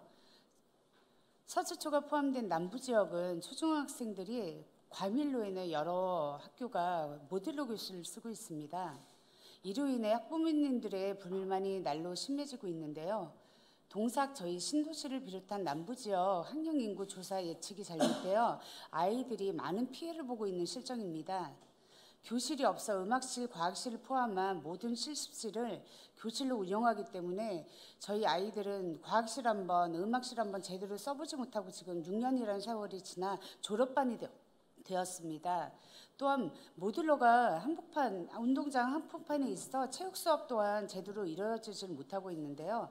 이렇게 다양한 교육을 선택할 수 있는 기회가 보장이 안 되고 더 나은 교육을 위해서 부모님들은 다른 지역, 예를 들면 뭐 분당, 대치동, 동탄 쪽으로 학원을 보내며 픽업을 하고 있는 실정이에요. 그런 걸 필요한 걸 보충을 한다든지 그래서 그것도 안 되면 아예 지역을 떠나는 경우가 요즘 종종 발생하고 있습니다. 특히 저희 남부지역 같은 경우는 특히 아파트가 너무 밀집되어 있고 그렇지만 교육시설이나 이런 것들이 거의 뒷받침이 안 되다 보니까 교육 환경이라든지 공간 활용 이런 면에서 여러 학교에서 공통적으로 문제가 많이 발생하고 있습니다. 그래서 이 평택시가 지금은 산업도시로 공장도 많이 들어오고 반도체도 크게 들어섰는데 이 이면에 많은 사람들이 여기서 살아갈 수 있는 교육 환경을 조성한다든지 그런 거에 대해서는 그동안 관심받기 시한으로 현재 교육 예산이 전체 2조 3천억 가운데 1.3% 정도밖에 안 된다는 걸로 얘기를 들었습니다. 이것도 경기도에서는 많이 뒤처져져 있는 편이고 그래서 이런 부분들을 보완한다는 측면에서 여러 가지 얘기가 나오고 있는데요. 그중 하나가 오늘 과학고 유치라든지 이런 거에 대해서 학부모님들이 최근에 관심을 많이 가지고 지켜보기도 하는데요. 정작 여기서 대해서 정확한 정보라든지 또 과학고에 대한 이해를 할 수 있는 어떤 설명이라든지 이런 부분이 좀 진행이 잘 안 돼서 학부모님들이 관심을 갖고는 있는데 정확한 정보는 전달이 안 되고 있는 그런 문제가 있다고 생각을 합니다. 그래서 이런 토론회 같은 데도 여러 학부모님들하고 같이 참여를 하려고 연락도 많이 드려보고 있는데 내용에 대해서 잘 이해가 부족하고 그러다 보니까 일단 지역에서 우선적으로 설명을 하든지 이런 부분을 좀 적극적으로 해야 되지 않겠나 하는 아쉬움이 있습니다. 지금 같은 경우는 과학고 유치를 위해서 학부모가 참여하는 추진단을 만든다든지 또 시의회하고 지자체하고 교육청이 MOU를 맺고 적극적으로 협력을 해서 추진했으면 하는 생각입니다.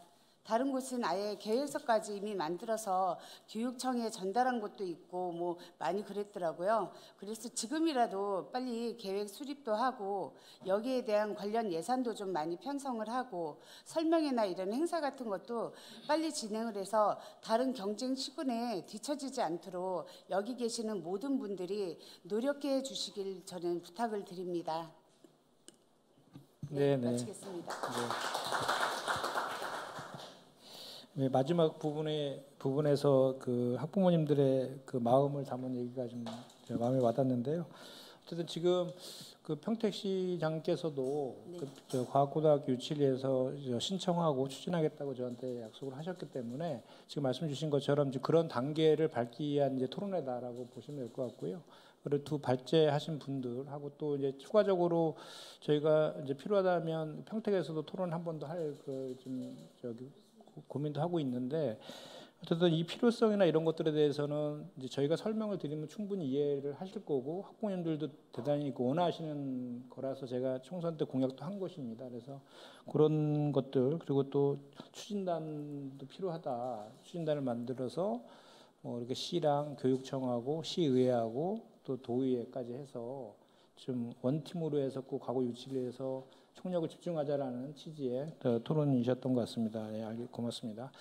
다음은 우리 지역 대표적인 지역 신문이죠. 평택시사신문의 박성복 사장님께서 토론해 주시겠습니다. 예, 조금 빨리 말씀드리겠습니다. 토론에 앞서서 평택의 현상을 먼저 사례를 통해서 말씀드리면은 지역에서 오피니언 리더라고 이야기하는 의사, 변호사, 교수들이 직업군을 가진 분들의 경우 자녀를 낳으면 초등학교 저학년까지는 평택에서 보내는데 아이들이 이제 성장하면서 초등학교 고학년만 되면 서울이나 분당으로 이사를 거의 가게 돼요. 대부분이 이제 특수목적 고등학교 입학을 준비하는 그런 단계에서 이사를 갔다가 대학을 입학한 후에는 또 직업 때문에 다시 또 평택으로 내려오는 경우가 많은데 이런 게 평택의 그 지금의 현실입니다. 그래서 이처럼 평택의 교육 여건이 미흡함에 따라서 우수 인재들이 관내 유출이 심각하다는 문제 때문에 지역 미래 인재의 선순환과 지속 가능성 확보를 위해서 오늘 토론회가 마련됐다고 생각됩니다.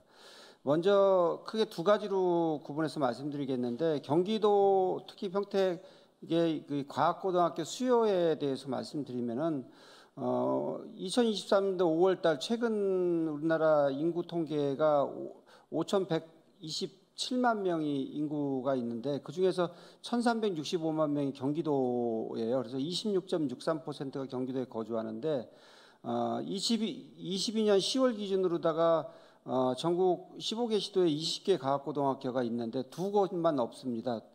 광역 지자체 중에서 그 중에서 이제 모집 정원이 전체적으로 1,638명, 1학년에서 3학년까지 학급수가 248학급이 되고요. 학급당 평균이 17.6명으로 이제 분석이 되는 그런 상황입니다. 인구 대비했을 때 5,127만 명 기준으로 봤을 때 과학고등학교 한 개 학교가 수요하는 인구가 256만 명인 거죠.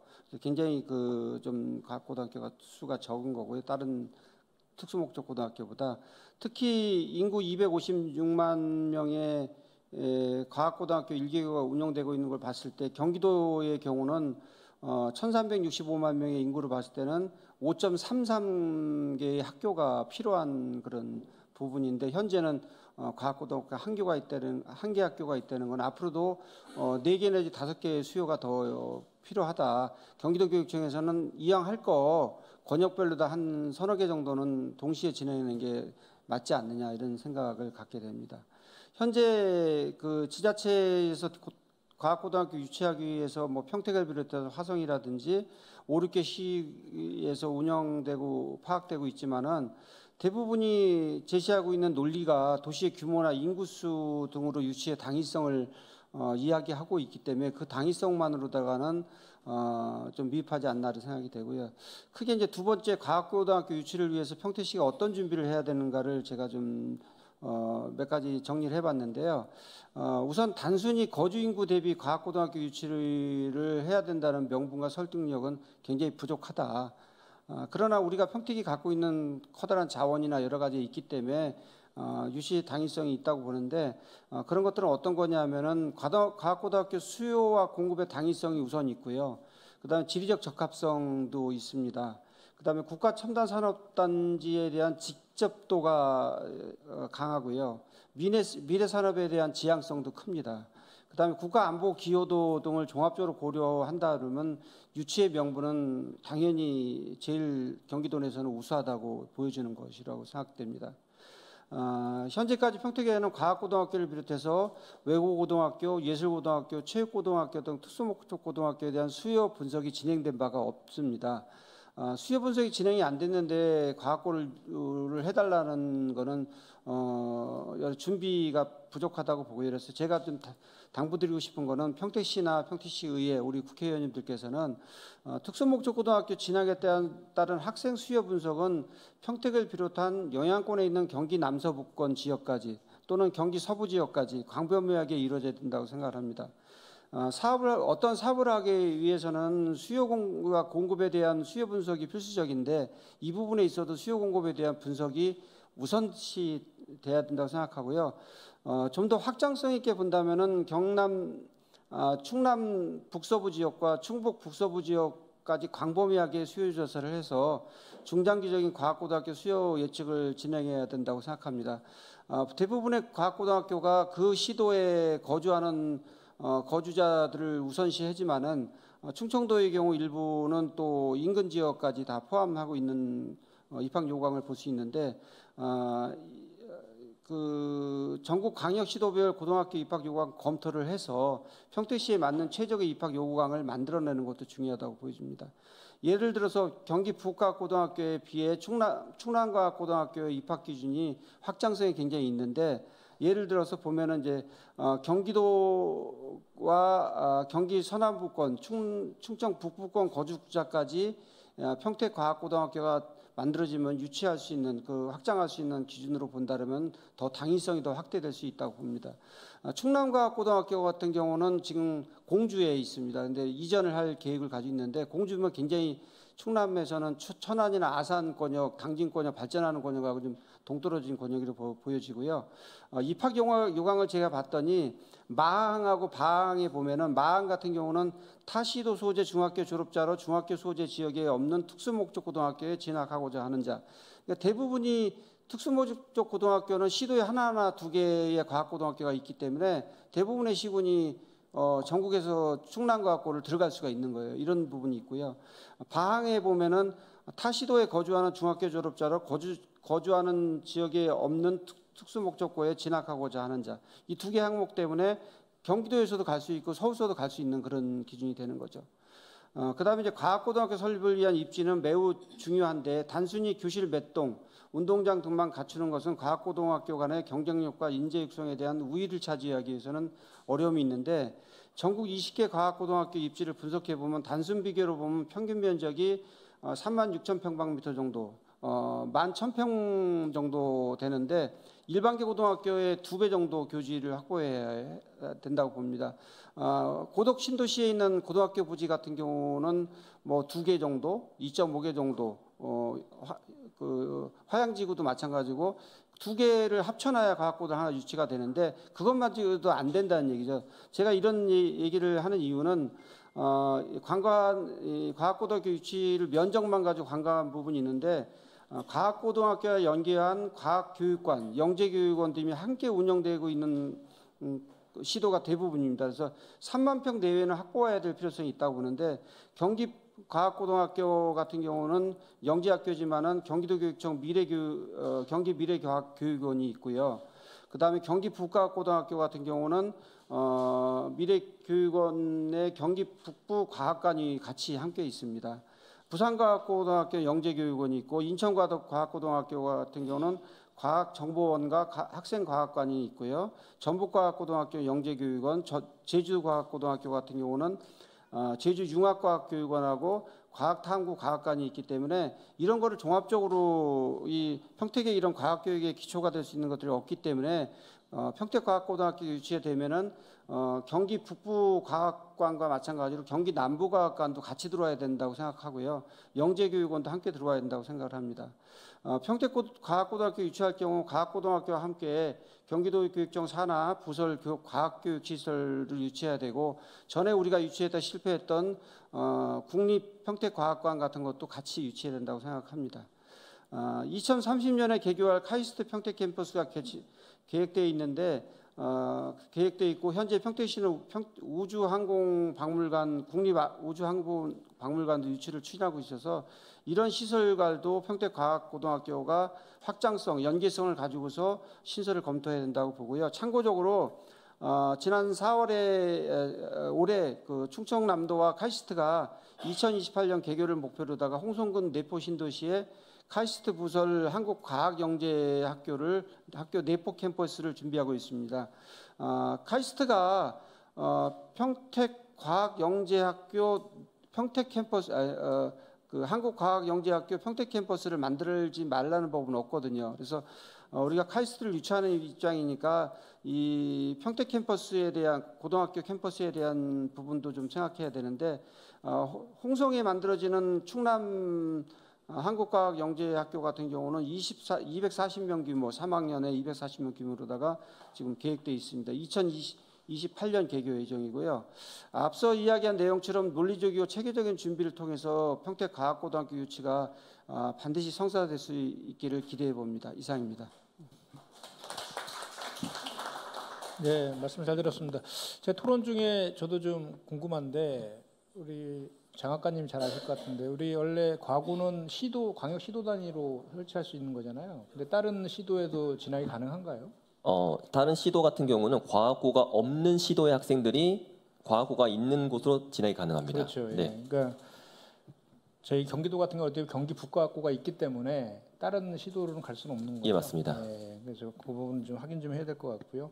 그다음에 이제 아까 영재학교 잠깐 말씀하셨는데 저희가 29년도에 카이스트가 저희 들어오는데 그 안에 그 카이스트에서 운영하는 그 영재학교도 사실은 과고의 성격을 갖고 있는 것도 맞습니다. 그런데 그거는 차이가 뭐냐면 그거는 저희 평택시에서 운영비를 부담해야 됩니다. 매년 그 비용이 상당히 많이 드는 거로 제가 알고 있고 이 과고를 유치하게 되면 그 운영비는 이제 우리 교육청에서 다 전적으로 부담하는 것이어서 그 차이는 분명히 좀 있는 것입니다. 그래서 그것도 제가 좀 말씀을 드리겠습니다. 하여튼 좋은 말씀 많이 해주셨고요.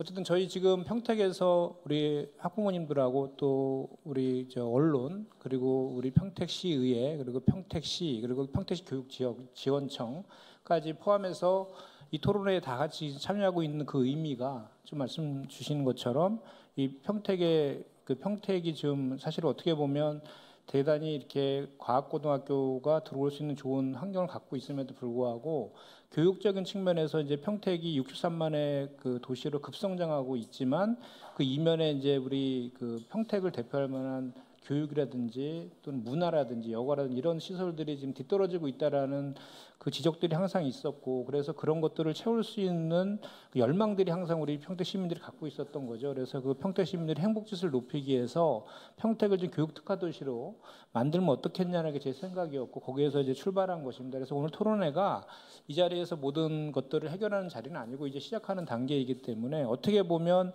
저희가 과학고 유치를 위한 시동이 좀 늦은 감은 있습니다. 지금 뭐 우리 어제도 우리 평택교육지원청 분들하고 얘기할 때도 이미 모 지자체는 뭐 이렇게 추진단을 이미 만들어서 학부모들하고 대규모 추진단을 만들어서 뭐 발대식도 하고 이런 곳도 있습니다. 그렇지만 그럼에도 불구하고 어쨌든 우리가 필요성과 당위성에 대해서 공감하고 아까 제가 말씀드린 그 단위들이 1심에서 그 같이 한번 열심히 한다라고 하면 충분히 가능성이 있다라고 생각합니다. 그리고 그게 왜 필요한지에 대해서 오늘 이제 첫 토론을 하는 것이니까 앞으로 이런 내용들을 저희가 평택 시민들한테 더 많이 알려나가는 과정들을 거치겠다라는 말씀드립니다. 예, 다음은 이제 마지막 그 토론인데요. 서현옥 우리 경기도의 의원님 토론해 주십시오. 네, 반갑습니다. 저는 평택 출신의 서현옥 도의원입니다. 그 과학고 유치와 관련해서 뜻깊은 이런 토론을 진행할 수 있는 기회를 마련해 주신 우리 김현정 국회의원님께 감사드립니다. 그리고 두 분의 발제자분들의 발제도 잘 들었고요. 함께 토론에 참여해 주신 분들과 함께 평택의 과학고 유치를 위해서 또 성공적인 추진을 위해서 함께 열심히 최선을 다해 노력하겠습니다. 우선 최근 3년 동안 경기 지역 과학고 진학 희망자의 상담 현황을 보면 상담한 학생의 66.4%가 과학고 진학에 대한 이런 관심이 굉장히 높은 것으로 나타나고 있습니다. 경기도는 전국에서 가장 인구가 많은 광역시로 학령 인구 또한 전국 1위를 차지하고 있는데요. 그럼에도 전국 과학고 20개 중에 경기 북과학고가 단 한 곳밖에 운영되고 있지 않다는 것입니다. 다른 지역에 비해서 과학 인재 양성의 교육 참여 기회가 매우 불공정하다는 것을 나타내고 있고요. 발제 자료에도 나와 있지만 경기도 교육청에서 발표한 연구 용역을 확인해 보시면 학령 인구 대비 경기도의 과학 인재 양성 교육은 전국 최하위를 기록하고 있습니다. 앞서서 말씀드렸듯이 경기 지역의 학생들과 또 과학고 진학에 대한 이런 관심은 매우 높게 나타나고 있는데요. 우리 정의면 장학사님께서도 말씀하셨듯이 2024년도 전국 20개 과학고 평균 경쟁률이 3.83대 1인데 경기 북과학고는 10.38대 1입니다. 과학 인재 양성 부분도 최하인데다가 과학고 운영 자체도 경기도는 매우 부족하고 불공정하다는 것입니다. 이렇듯 타 지역과의 과학 인재 양성의 균형을 이루기 위해서는 우리 이덕란 연구관님께서도 말씀하셨던 것처럼 4개 이상의 과학고 추가가 지정이 필요하다고 이렇게 말씀하셨습니다.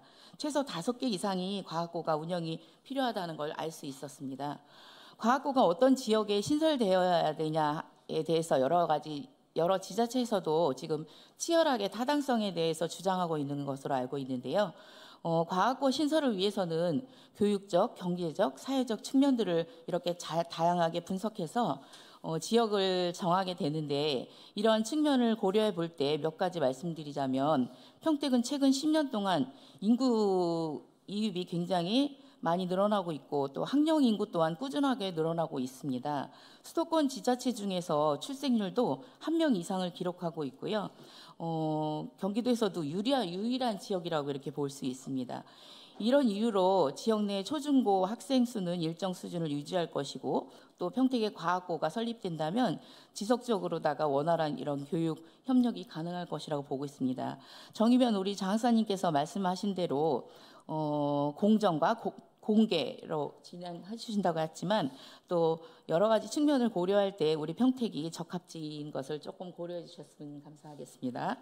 또한 이런 과학고 학생들이 탐구활동을 지원을 위해서 설립 지역의 교육 인프라가 매우 중요하다고 보는데요.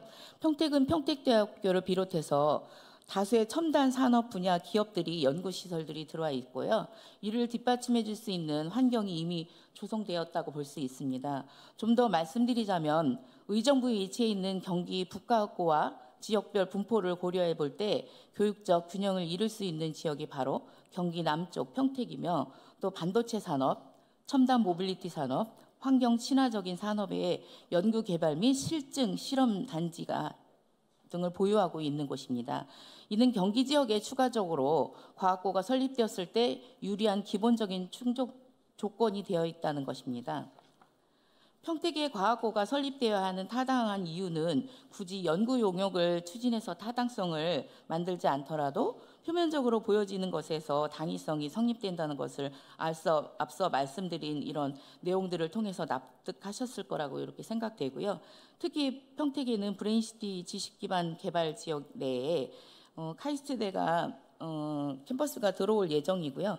또 평택대, 국립환경대 등과 연계해서 연구와 탐구, 교육과정 운영이 가능해지고, 평택에 위치한 이런 삼성전자, LG전자, KG 모빌리티 등의 지역 기업들과 미래지향적인 우수 교육과정을 이렇게 추진할 기반이 마련되어 있다는 것을 말씀드리면서 발표를 마치겠습니다. 고맙습니다. 네, 고맙습니다. 토론회가 아주 효율적으로 진행되고 있는 것 같습니다. 이제 발제와 5분의 그 토론자의 토론까지 다 마쳤습니다. 그럼 먼저 종합 토론하기 전에 우리 발제자분들이나 또는 토론자분들한테 질문 있으신 분 있으면 좀 해주시면 좋을 것 같습니다.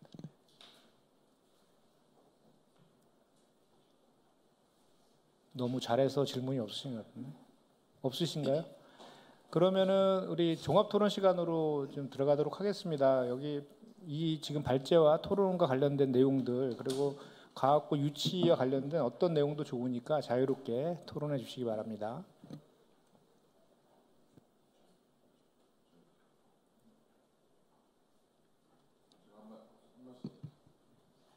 제가 한 말씀 드리겠습니다. 여기 우리 경기도 교육청에서도 나오셨던 것 같은데, 아까 좀 우리 박성복 사장님도 말씀을 하셨는데, 저희 이제 평택에 갖고 있는 기업적에 대한 부분이라든가 지리적 이점이라든가 여러 가지 사안들도 있지만, 저는 항상 강조하고 싶은 건 평택은 이 여의도의 10배 이상의 땅을 미군 기지에 내놓은 곳이에요.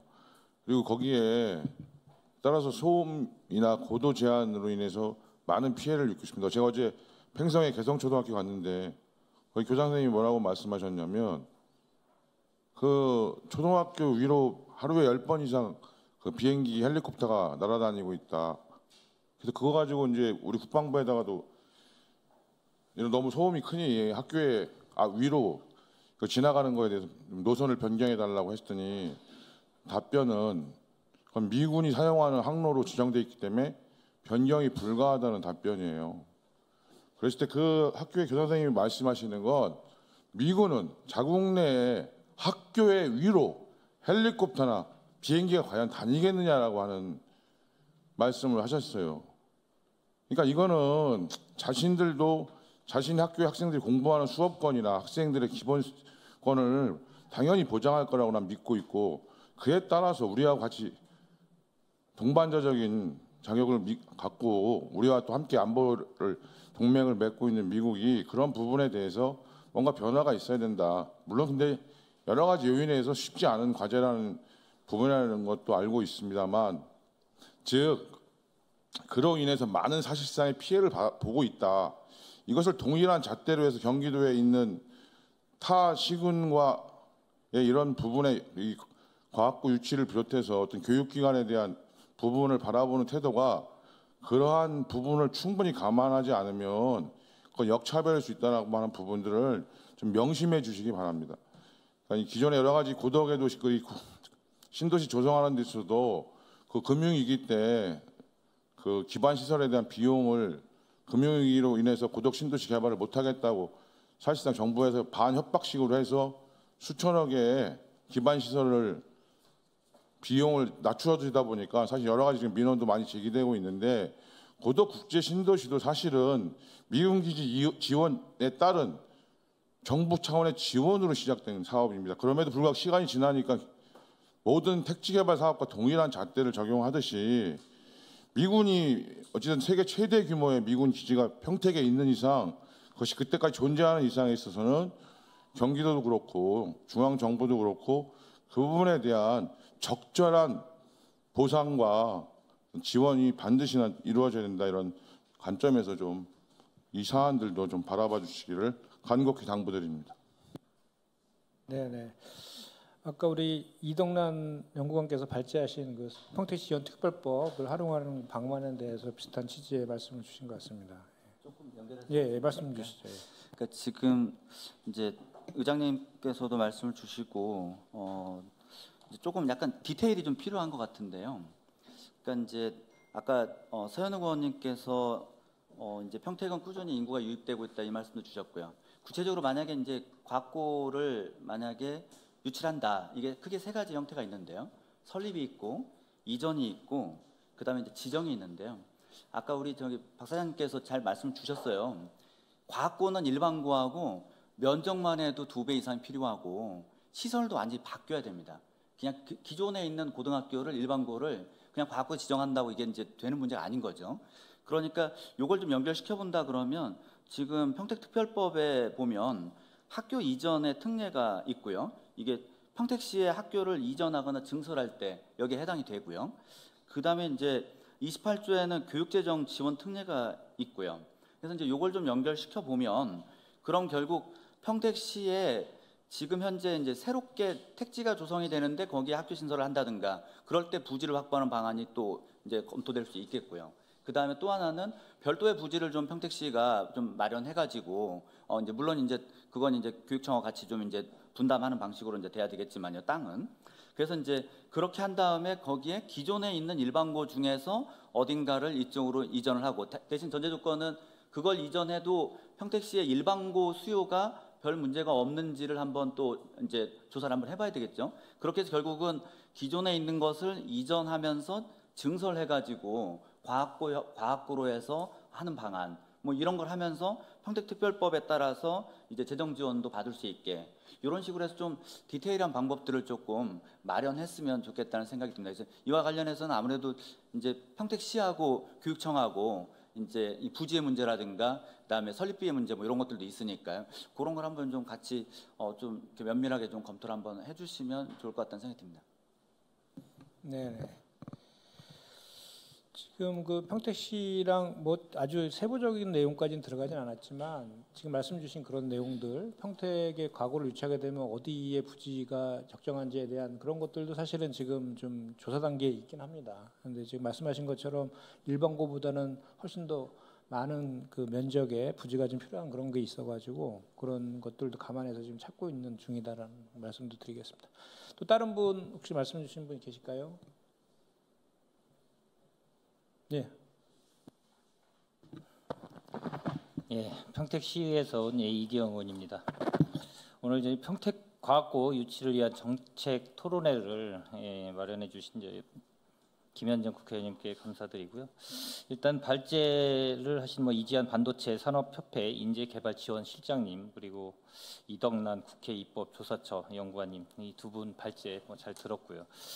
이제 토론에 참여해주신 토론자분께서 배영임 경기연구원 박사님께서 인재 육성 관련돼서도 말씀하셨고 정의면 경기도교육청 장학사님께서 과학고의 필요성을 전반적인 우리 대한민국의 과학고 필요성에 대해서도 좀 말씀하셨고 또 방숙희 우리 평택 서재 초등학교 학부모 회장님께서 제일 절실한 학생들이 고충이나 교육 환경 여건 이런 안 좋은 부분에 대해서도 말씀을 좀 잘 해주셔가지고 잘 들었고요.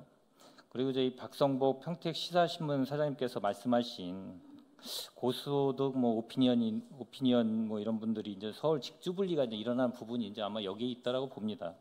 평택에 이제 교육 환경이 좋지 않다 보니까 이제 서울에 좋은 학교를 보내는 부모님들이 그쪽으로 이제 많이 학생들을 보내고 또 직장은 평택에 있어도 서울에다가 집을 두고 이런 직주분리가 좀 일어나는 현상도 있다라고 좀 생각이 들고 또 서현옥 경기도의 의원님께서 말씀하신 저희 평택 같은 경우는 전국의 출산율이 0.7 몇 프로 정도밖에 안 되는데 평택은 또 그래도 1% 이상 넘는 1.03%의 출산율이 있고 또 나름대로 젊은 인구가 상당히 많습니다. 저희가 인구 유형을 보면 상당히 고령화보다는 젊은 이 학부모님들이 많이 유입되는 유일하게 많이 유입되는 또 도시이기도 하고 그래서 이제 평택이 갖고 있는 경제 사회적 측면을 보면 입지 배경이나 환경이 과학고 유치를 하기에는 상당히 좋다라고 저는 좀 개인적으로 생각이 들고 또 왜냐하면은 저희가 좀 이 행정구역 개편이 지금 경기도에서 지금 일어나고 있다라고 저는 보고 있거든요. 경기 북도와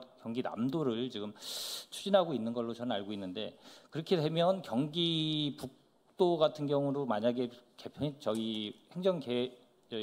행정구역이 바뀐다라고 하면 지금 현재 경기 북부 과학고가 있기 때문에 경기 남부에도 과학고가 있어야 되기 때문에 그럼 결론은 좀 경기 북부는 하나가 있고 경기 남부는 없기 때문에 아마 이 평택 쪽이나 이런 쪽에 하나 생기면 좋지 않을까 지리적인 입지 배경으로 봤을 때 그리고 아까 좀 여러 이 토론자분께서 말씀하셨듯이 평택은 단위 규모로 최대 규모의 삼성전자와 또 LG전자, KG 모빌리티, 브레인시티에 여러 가지 카이스트가 29년에 들어오는 걸 다 말씀하셨기 때문에 이런 거를 종합적으로 본다고 하면 과학고를 유치할 수 있는 충분한 당위성이 있지 않나라고 저는 이제 개인적으로 좀 생각이 듭니다. 예, 이상입니다. 네, 예, 말씀해 주십시오. 안녕하세요. 저 평안신문 백선미 기자라고 하는데요. 정의면 장학사님께 질문이 있는데 현재 경기도에서 10개 이상의 지자체에서 과학고를 유치하려고 하고 있습니다. 그 옆에는 이제 용인시 같은 경우에도 용인시 시장님께서 적극적으로 나서고 계시는데 혹시 그런 지자체들 가운데서 좀 장점을 잘 살릴 수 있는 기준, 그러니까 경기도 교육청에서 어디가 괜찮다고 할 수 있는 기준이 혹시 마련돼 있으면 좀 궁금합니다. 기준을 말씀하시는 건가요? 네, 기준을 저희가 아직 내부적으로 기준은 좀 세우고 있습니다. 그걸 지금 단계에서 말씀드린 건 좀 적절하지 않을 것 같고요. 그 부분에 대해서 추후에 기준이 마련되고 계획이 되면 그때 공개하도록 하겠습니다. 이상입니다.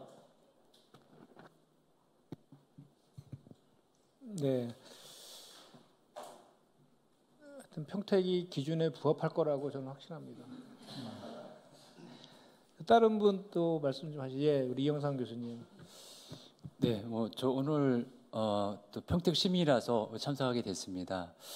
저도 이제 기술 쪽으로 좀 관심이 참 많습니다.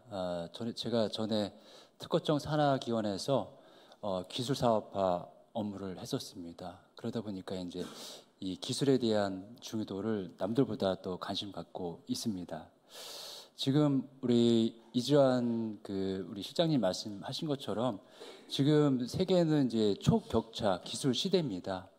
지금 우리나라가 조금만 뒤지게 되면은 지금 중국한테 밀린 기술 상당히 많습니다. 지금 4차 산업혁명 시대의 대표 기술할 수 있는 우리 무인 운반이라 할 수 있는 드론 같은 경우는 세계 시장을 장악하고 있습니다. 그런 것처럼 반도체도 이제 미국의 그 규제 때문에 조금 이제 좀 주춤하고 있지만 규제가 어느 정도 풀리면은 아마 반도체도 넘어설 거라고 생각됩니다. 그래서 저는 이제 이 우리나라가 또 제조업 기반이기 때문에 결국은 기술로 먹고 사는 나라입니다. 근데 우리나라가 지금 보면은 저도 이제 공학 박사의 뭐 기술사도 있지만은 이 기술인에 대한 뭐 과학인에 대한 그러한 시선이 그렇게 많이 높지가 않습니다. 아까 의사 변호사라든지 이런 쪽에 훨씬 더 시 높다 보니까 그쪽으로 인재들이 많이 지금 가고 있지 않습니까? 그러다 보니까 우리 과학 기술인에 대한 뭔가 그러한 대변한 인식의 전환을 과학고에도 한번 어떻게 만들어 보면 저는 정말 좋지 않을까 생각됩니다. 우리가 기존에 우리나라 산업이 계속 이제 활성화될 때 특히 크게 기여했던 게 공업계고입니다. 그때 여러분들 아시는 있지만은 한 30년만 되려도 인문계보다 공업계고 학생들이 더 우수한 학생들이 많이 갔습니다. 그런 기반으로 해서 우리나라가 산업이 일어났습니다. 근데 지금 우리 평택에는 뭐 이렇게 공업계 특성화는 이제 평택 마이스과 동일공업고가 있는데 아무튼 그 공업고의 특징은 생산 기술을 기반으로 둔 겁니다. 해외에서 이제 그런 우수한 장비를 가지고 생산 기술을 최적화시키는 그런 거를 지금까지 해왔습니다. 근데 우리나라가 저도 이제 그 또 뭐 대기업에 또 외국계 회사에 또 있었거든요. 그때 이제 미국에 출장을 많이 갔었는데 그때 저희 회사가 거의 그 OEM 방식으로 생산을 했습니다. 그럼 원천 기술 어디 있냐? 미국에 있습니다. 미국 갔더니 그 연구단지를 제가 가봤습니다. 갔더니 연구단지가 거의 뭐 서울대만한 급의 연구단지가 있었고 우리나라는 거의 다 생산 기술이다 보니까 단순하게 몇 년 배우는 기술이었고 프로젝트였고 미국 갔더니 원천 기술의 기본이 거의 대부분 프로젝트가 10년짜리 이상이었습니다. 따라서 우리 과학고에서 뭐 생산 기술은 뭐 공업계고에서 하더라도 이제는 우리나라가 이제 아까 우리 반도체 이제 생산 기술을 어느 정도 하고 있지만 이제는 원천 기술, 설계 기술 지금 엔비디아든 지금 상당히 시총을 지금 앞서가고 있고 그런데 그 엔비디아의 그 설계 CEO가 아시겠지만 타이완의 젠스 황입니다. 타이완이 그 TSMC 해가지고 지금 세계 시장을 거의 뭐 그 계통의 사람들이 반도체를 장악하고 있습니다. 그런 게 따라서 이 과학고가 평택에 있으면 좋을까요? 평택에 있어야 되는 타당성을 또 제가 말씀드리면은 경기도에 지금 산업적으로 가장 크게 지금 산업이 있는 데가 평택하고 화성입니다. 근데 화성은 굵직한 산업이 없어요. 근데 우리 평택은 아까 굵직한 우리 기업들 삼성전자, 아까 KG 모빌리티 그리고 LG가 있습니다. 또 평택항도 있고요. 그래서 저는 산업의 중심이 평택인데 여기다가 이 과학고를 설치해서 한다면은 더욱더 의미가 있고요. 그리고 제가 이제 아까 우리 이제 또 다른 의원님 말씀하셨는데 지금 과학고가 많이 생겼을 때의 그러한 가치를 어떻게 만들 거냐. 저는 제일 중요한 게 지금 아까 다른 현재 전체 과학고의 평균 경쟁률이 3.5대1입니다. 상당히 낮죠. 어디에는 1점 몇 대일도 있습니다. 그렇다면 우리 경기도 같은 경우는 북부 거기는 8점 몇 대까지 갔지만 그게 만약에 처음에 이미지 관리 잘못한다면은 또 그냥 흐지부지한 과학고가 될 수 있기 때문에 여기 김현정 위원님 비롯해가지고 만약 우리 경기도 중에서도 우리 평택이 유치한다면은 정말 우리나라에서 최고의 그런 특성화된 지원 방안을 마련한다면은 아마도 예전에 우리 이제 포항공대 뭐 그런 것처럼 우리 현재 칼시도 오지만은 거기에 더 범가는 그런 명문고를 만들 수 있지 않을까 생각됩니다. 이상입니다. 네, 좋은 말씀 잘 들었고요. 또 의견 있으신가요? 네, 김경우 의원님. 네, 제가 입을 열어야 학부모님들이 입을 여실 것 같아서 그 이야기를 드리겠습니다. 저는 평택에서 산 지 한 53년 됐습니다. 53년 동안 지내면서 정말 시대가 가도 바뀌지 않는 게 교육 환경이었었어요. 근데 오늘 학부모님들이나 발제자분들 얘기를 들어보니까 그 평택에 과학고 유치되는 거는 저희 김현정 의원님이 계시는 한 언젠가 바로 되겠구나라는 희망이 있습니다. 아까 의원님께서 말씀하셨듯이 평택의 과학고 유치를 하는 가장 근본적인 이유는 어쨌든 삶의 질을 좀 높이자라는 거죠. 교육적인 삶의 질을 좀 평택시에 좀 높여서 우리 평택시에 있는 청소년들이 지금보다 훨씬 더 확장성 있는 교육 환경을 갖자, 그런 걸 추진하기 위해서는 과학고가 필요하다라는 게 쟁점인 것 같은데요. 저는 이렇게 생각합니다. 지금 평택시에도 과학고를 설치를 해주시는 것에 대해서는 저는 적극적으로 찬성하는 사람이고 누구보다도 원했던 사람 중에 한 사람입니다. 저도 거기에서 우리 아이 둘을 키웠는데요. 저희 평택시에 대한 애정이 누구보다도 강한 사람으로서 추후 미래적인 상황을 봤을 때는 반드시 교육적인 환경은 개선돼야 된다. 단 지금 현대 평택시에 있는 특성화 고등학교가 몇 군데가 있어요. 아까 이제 교수님이 말씀하셨듯이 평택의 과학고 유치를 하는 가장 또 큰 이유가 아까 이덕란 교수님 얘기하셨듯이 인재 양성이라고 한다면 다양한 인재 양성을 위해서는 지금 평택시에 있는 특성화 고등학교에 대한 그 교육 환경이라든지 그 인재들을 다양하게 육성시킬 수 있는 고민도 함께 했으면 더 좋겠다. 이런 좀 희망을 좀 갖고요. 저희 그 평택시가 제가 지금 60만이 넘어가는 인구로 가기 전서부터 이 문제들에 대해서는 계속적이고 지속적으로 저희가 계속 학부모로서 고민했었던 일인데 이번 기회를 계기로 삼아서 정말 그 우리 먼 미래에 지금 우리 평택에서 태어나고 자란 이 친구들이 평택을 벗어나지 않고 여기서 기초교육서부터 대학교까지 그리고 이제 직장부터 시작해가지고 제자리를 할 수 있을 정도의 환경과 도시 환경과 어떤 이런 생활권을 좀 마련해 준다면 제일 부각되는 평택시가 되지 않을까 이런 생각을 좀 합니다. 그리고 제가 먼저 또 이렇게 또 말씀드렸던 이유 중에 하나는 여기 또 우리 학부모님들이 제일 고민하고 얘기하고 싶은 부분들이 분명히 있으실 거예요. 그러니까 여기 오신 김에 좋은 의견도 좀 많이 내주시고 그렇게 해서 또 전문가가 계실 때 많은 이야기와 답을 좀 가져가신다면 훨씬 더 좋은 시간이 되지 않을까라는 생각으로 한 말씀 드렸습니다. 감사합니다. 네. 학부모 자격으로 말씀하셨습니다. 예, 우리 오미영 회장님. 저도 말씀드려도 될까요? 네, 저는 이제 중학생 학부모입니다. 저희 아이는 이공계를 꿈꾸고 있고요. 저희는 지금 외부 혜택을 받기 위해서 60km 거리를 달리고 있습니다. 지금 영재원을 다니고 있어요. 그런데 주변에는 없기 때문에 60km 이상을 달리고 있어요. 근데 중고등학생에게 먼 거리를 다닌다는 것은 시간을 포기하는 것과 같습니다. 아시죠? 다들 아이들 키워보셔서 아실 겁니다. 근데 이 상황이 사실 열악한 환경입니다. 근데 이 열악한 환경이 물론 평택에도 여러 가지 과학 활동이 있긴 하지만 열악한 이 환경이 표면적인 활동을 만듭니다. 이게 무슨 말이냐면 저는 제가 직접 탐구 보고서 그다음에 연구 보고서를 같이 만들어 주었습니다. 그런데 주변 환경이 열악하다 보니 저희 아이는 다른 아이들처럼 탐구 보고서가 아니라 연구 보고서가 아니라 체험 활동이 되어버렸어요.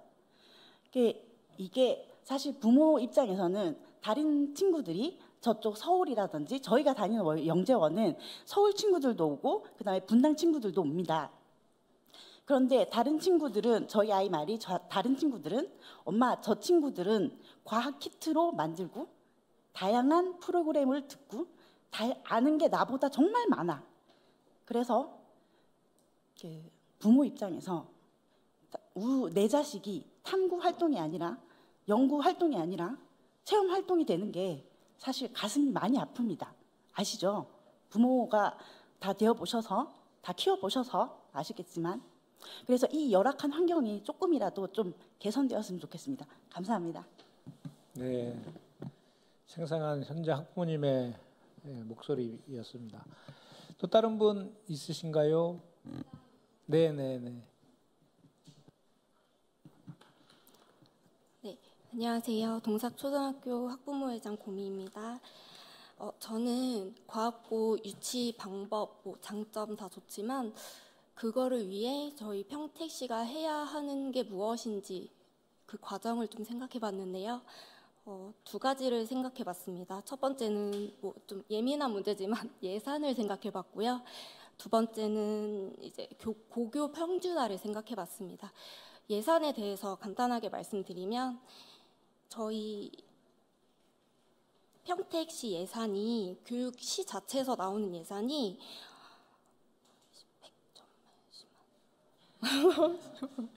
260억 원 정도 됩니다. 근데 바로 옆에 있는 안성은 410억 원 정도 됩니다. 근데 저희 유아부터 이제 만 18세죠. 고등학교까지 아이를 지금 5월달 기준으로 아이를 찾아보면 25,333명입니다. 안성시 같은 경우에는. 근데 평택시는 91,138명입니다.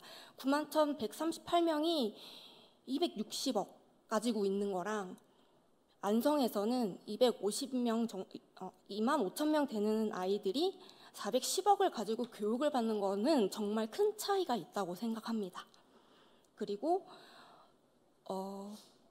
이번에 추경 예산을 확인을 해봤는데 폐기물 처리하는 예산보다도 적더라고요.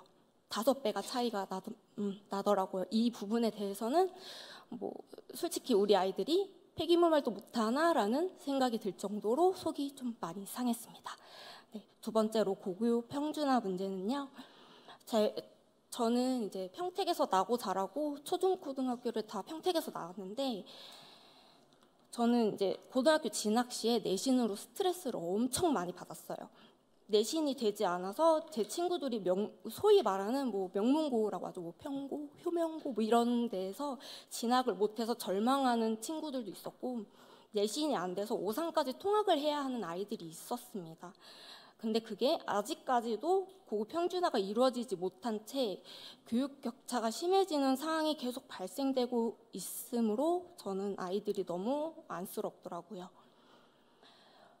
작년까지만 해도 평택시 교육격차 TF팀이 자체적으로 운영됐음에도 불구하고 해소가 되지 못한 부분이 있었습니다. 그리고 어제 뉴스로 그 경기도 교육청에서 이거를 다시 고려해 본다는 뉴스가 나왔습니다. 근데 면적이 넓고 평택시 같은 경우에는 면적이 넓고 이제 농촌을 끼고 있다는 이유로 안 됐었다는 이제 말이 있더라고요. 근데 그거와는 별개로 그렇다고 다른 지역을 갈 수 없진 않겠습니까? 그리고 아까도 이제 얘기가 나왔는데 고교 평준화를 진행을 하면 내신과 상관없이 이제 고교 평준화로 이제 고등학교에 진학을 하게 되면 내신으로 가게 되면 그 오산에 갔던 친구가 과학에 정말 관심이 많아서 과학적으로 이 아이는 정말 똘똘해라고 했는데 내신이 안 돼서 과학고가 유치가 되더라도 과학고를 못 가는 경우가 생기면 그 아이는 평택시에서 좋은 인재를 놓치는 거라고 생각을 합니다. 그래서 저는 고교 평준화가 필요하다고 생각하고요. 그리고 교육 격차가 좀 심하다고 생각을 합니다. 평택시 같은 경우에는 교육의 균등성이 좀 무너지고 있다고 생각을 하는데요. 이것 때문에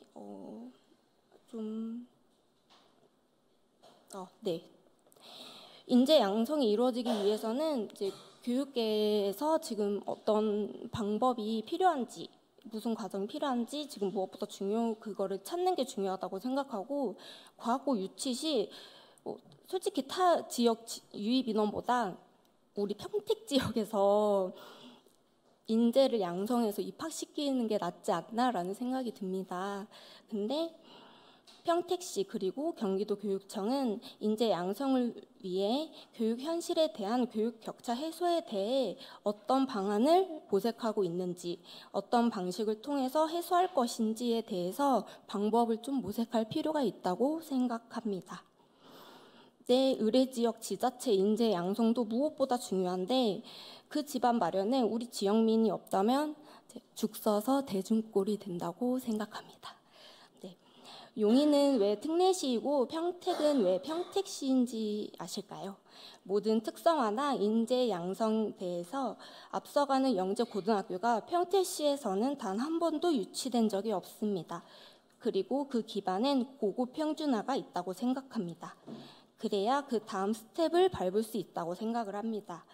지역마다 전국에서 모든 인재 양성이 필요하다고 판단된다면 지역별로의 균형도 맞춰져야 되지 않지 않나 생각이 듭니다.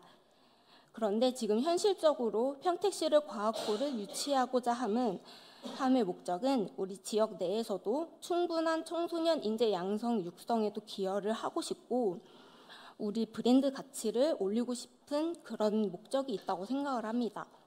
그래서 충분한 교육 환경을 만들고 싶은데 그것에 대한 기반을 평택시에는 한 번도 기회를 주지 않았다고 생각을 합니다. 학부모의 교육적인 수준과 질적 욕구는 다른 지역에 못지 않으며 지금 인구 유입으로 인해서 되려 과열이 되고 있습니다. 그래서 다른 지역에 원종 교육을 가는 상황까지 발생하고 있고요. 그 욕구 속에서 아이들의 어느 정도 환경 구성이 중요한데 구성에 대한 기반 마련의 기회가 평택에 주어지지 않았고요. 그래서 이번에는 그 기회가 평택시에 왔으면 좋겠고 그 기회를 기반으로 우리 지역 내 청소년 인재 양성 육성에 많은 기여가 되었으면 좋겠습니다. 감사합니다.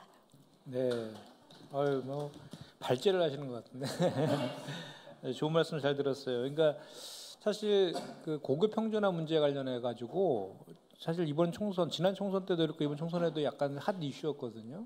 저도 63만의 평택시가 아직도 고급 평준화가 되어 있지 않는 거에 대해서 좀 문제 제기를 했었고 지난번에 제가 공약으로도 얘기를 했었는데 이 지금 저희 특히 평택시 병 지역은 주로 정주 지역이다 보니까 젊은 층이 많이 살고 있는데 중학교에 대한 근거리 배정 문제 때문에 엄청 스트레스를 학부모들이 많이 받고 계시거든요. 근데 이 중학교의 근거리 배정이 안 되는 가장 큰 이유가 바로 고급 평준화 예, 있거든요.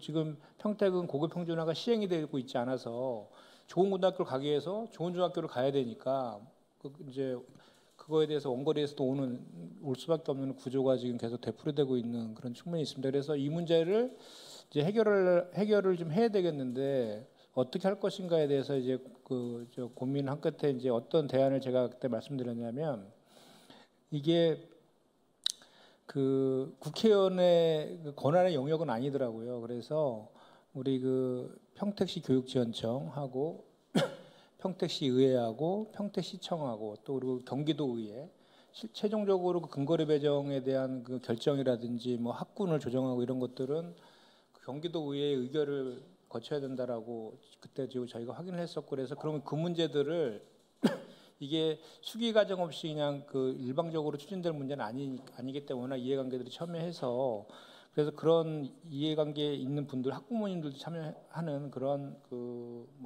협의체를 좀 구성해서 그걸 좀 논의를 좀 시작하자 이렇게 제가 대안을 제시했었거든요. 그래서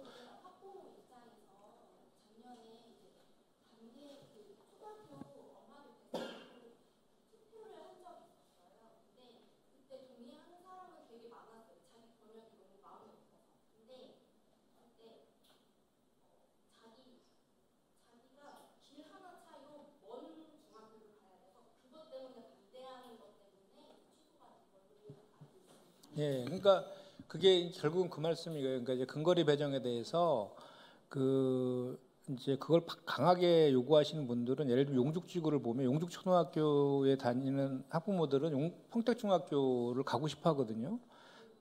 예, 근데 이제 또 먼 거리 안성에서도 신청하더라고요. 30개 초등학교에서 신청을 해서 8순위까지 있더라고요. 거기 신청하는 거에 대해서.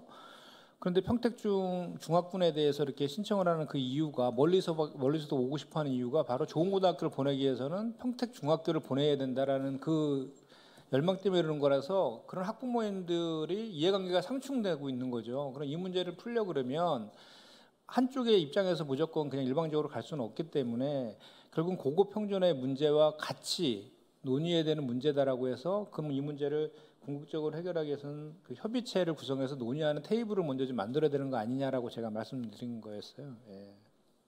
그래서 그거는 아마 이 자리에 지금 뭐 교육청 분도 계시고 시에서 나오고 시에서 나와 있기 때문에 그거는 아마 저희가 논의해서 한번 그 논의체를 한번 만들어 보겠습니다. 그때 좀 참여 좀 해주십시오. 예.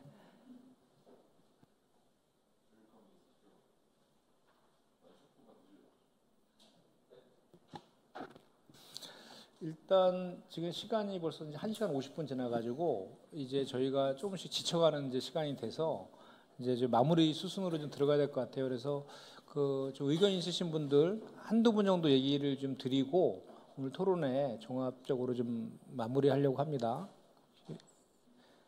의견 있으신 분 계신가요?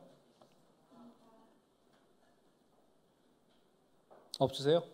네, 그러면은 오늘 이제 토론회가 정말 그 효율적으로 진행된 것 같습니다. 그래서 오늘 상호 토론까지 다 끝났는데요.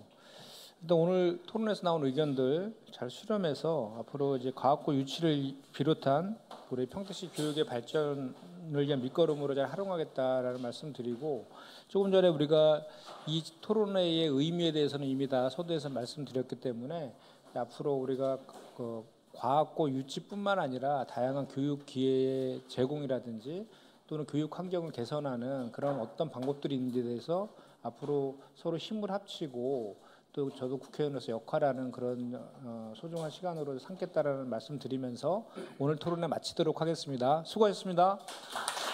예, 그리고 이제 항상 토론회 끝나면 기념사진을 찍어야 됩니다. 사진 촬영이 있겠습니다. 앞쪽으로 좀 나와주시면 좋겠습니다. 모두 나오세요. 네.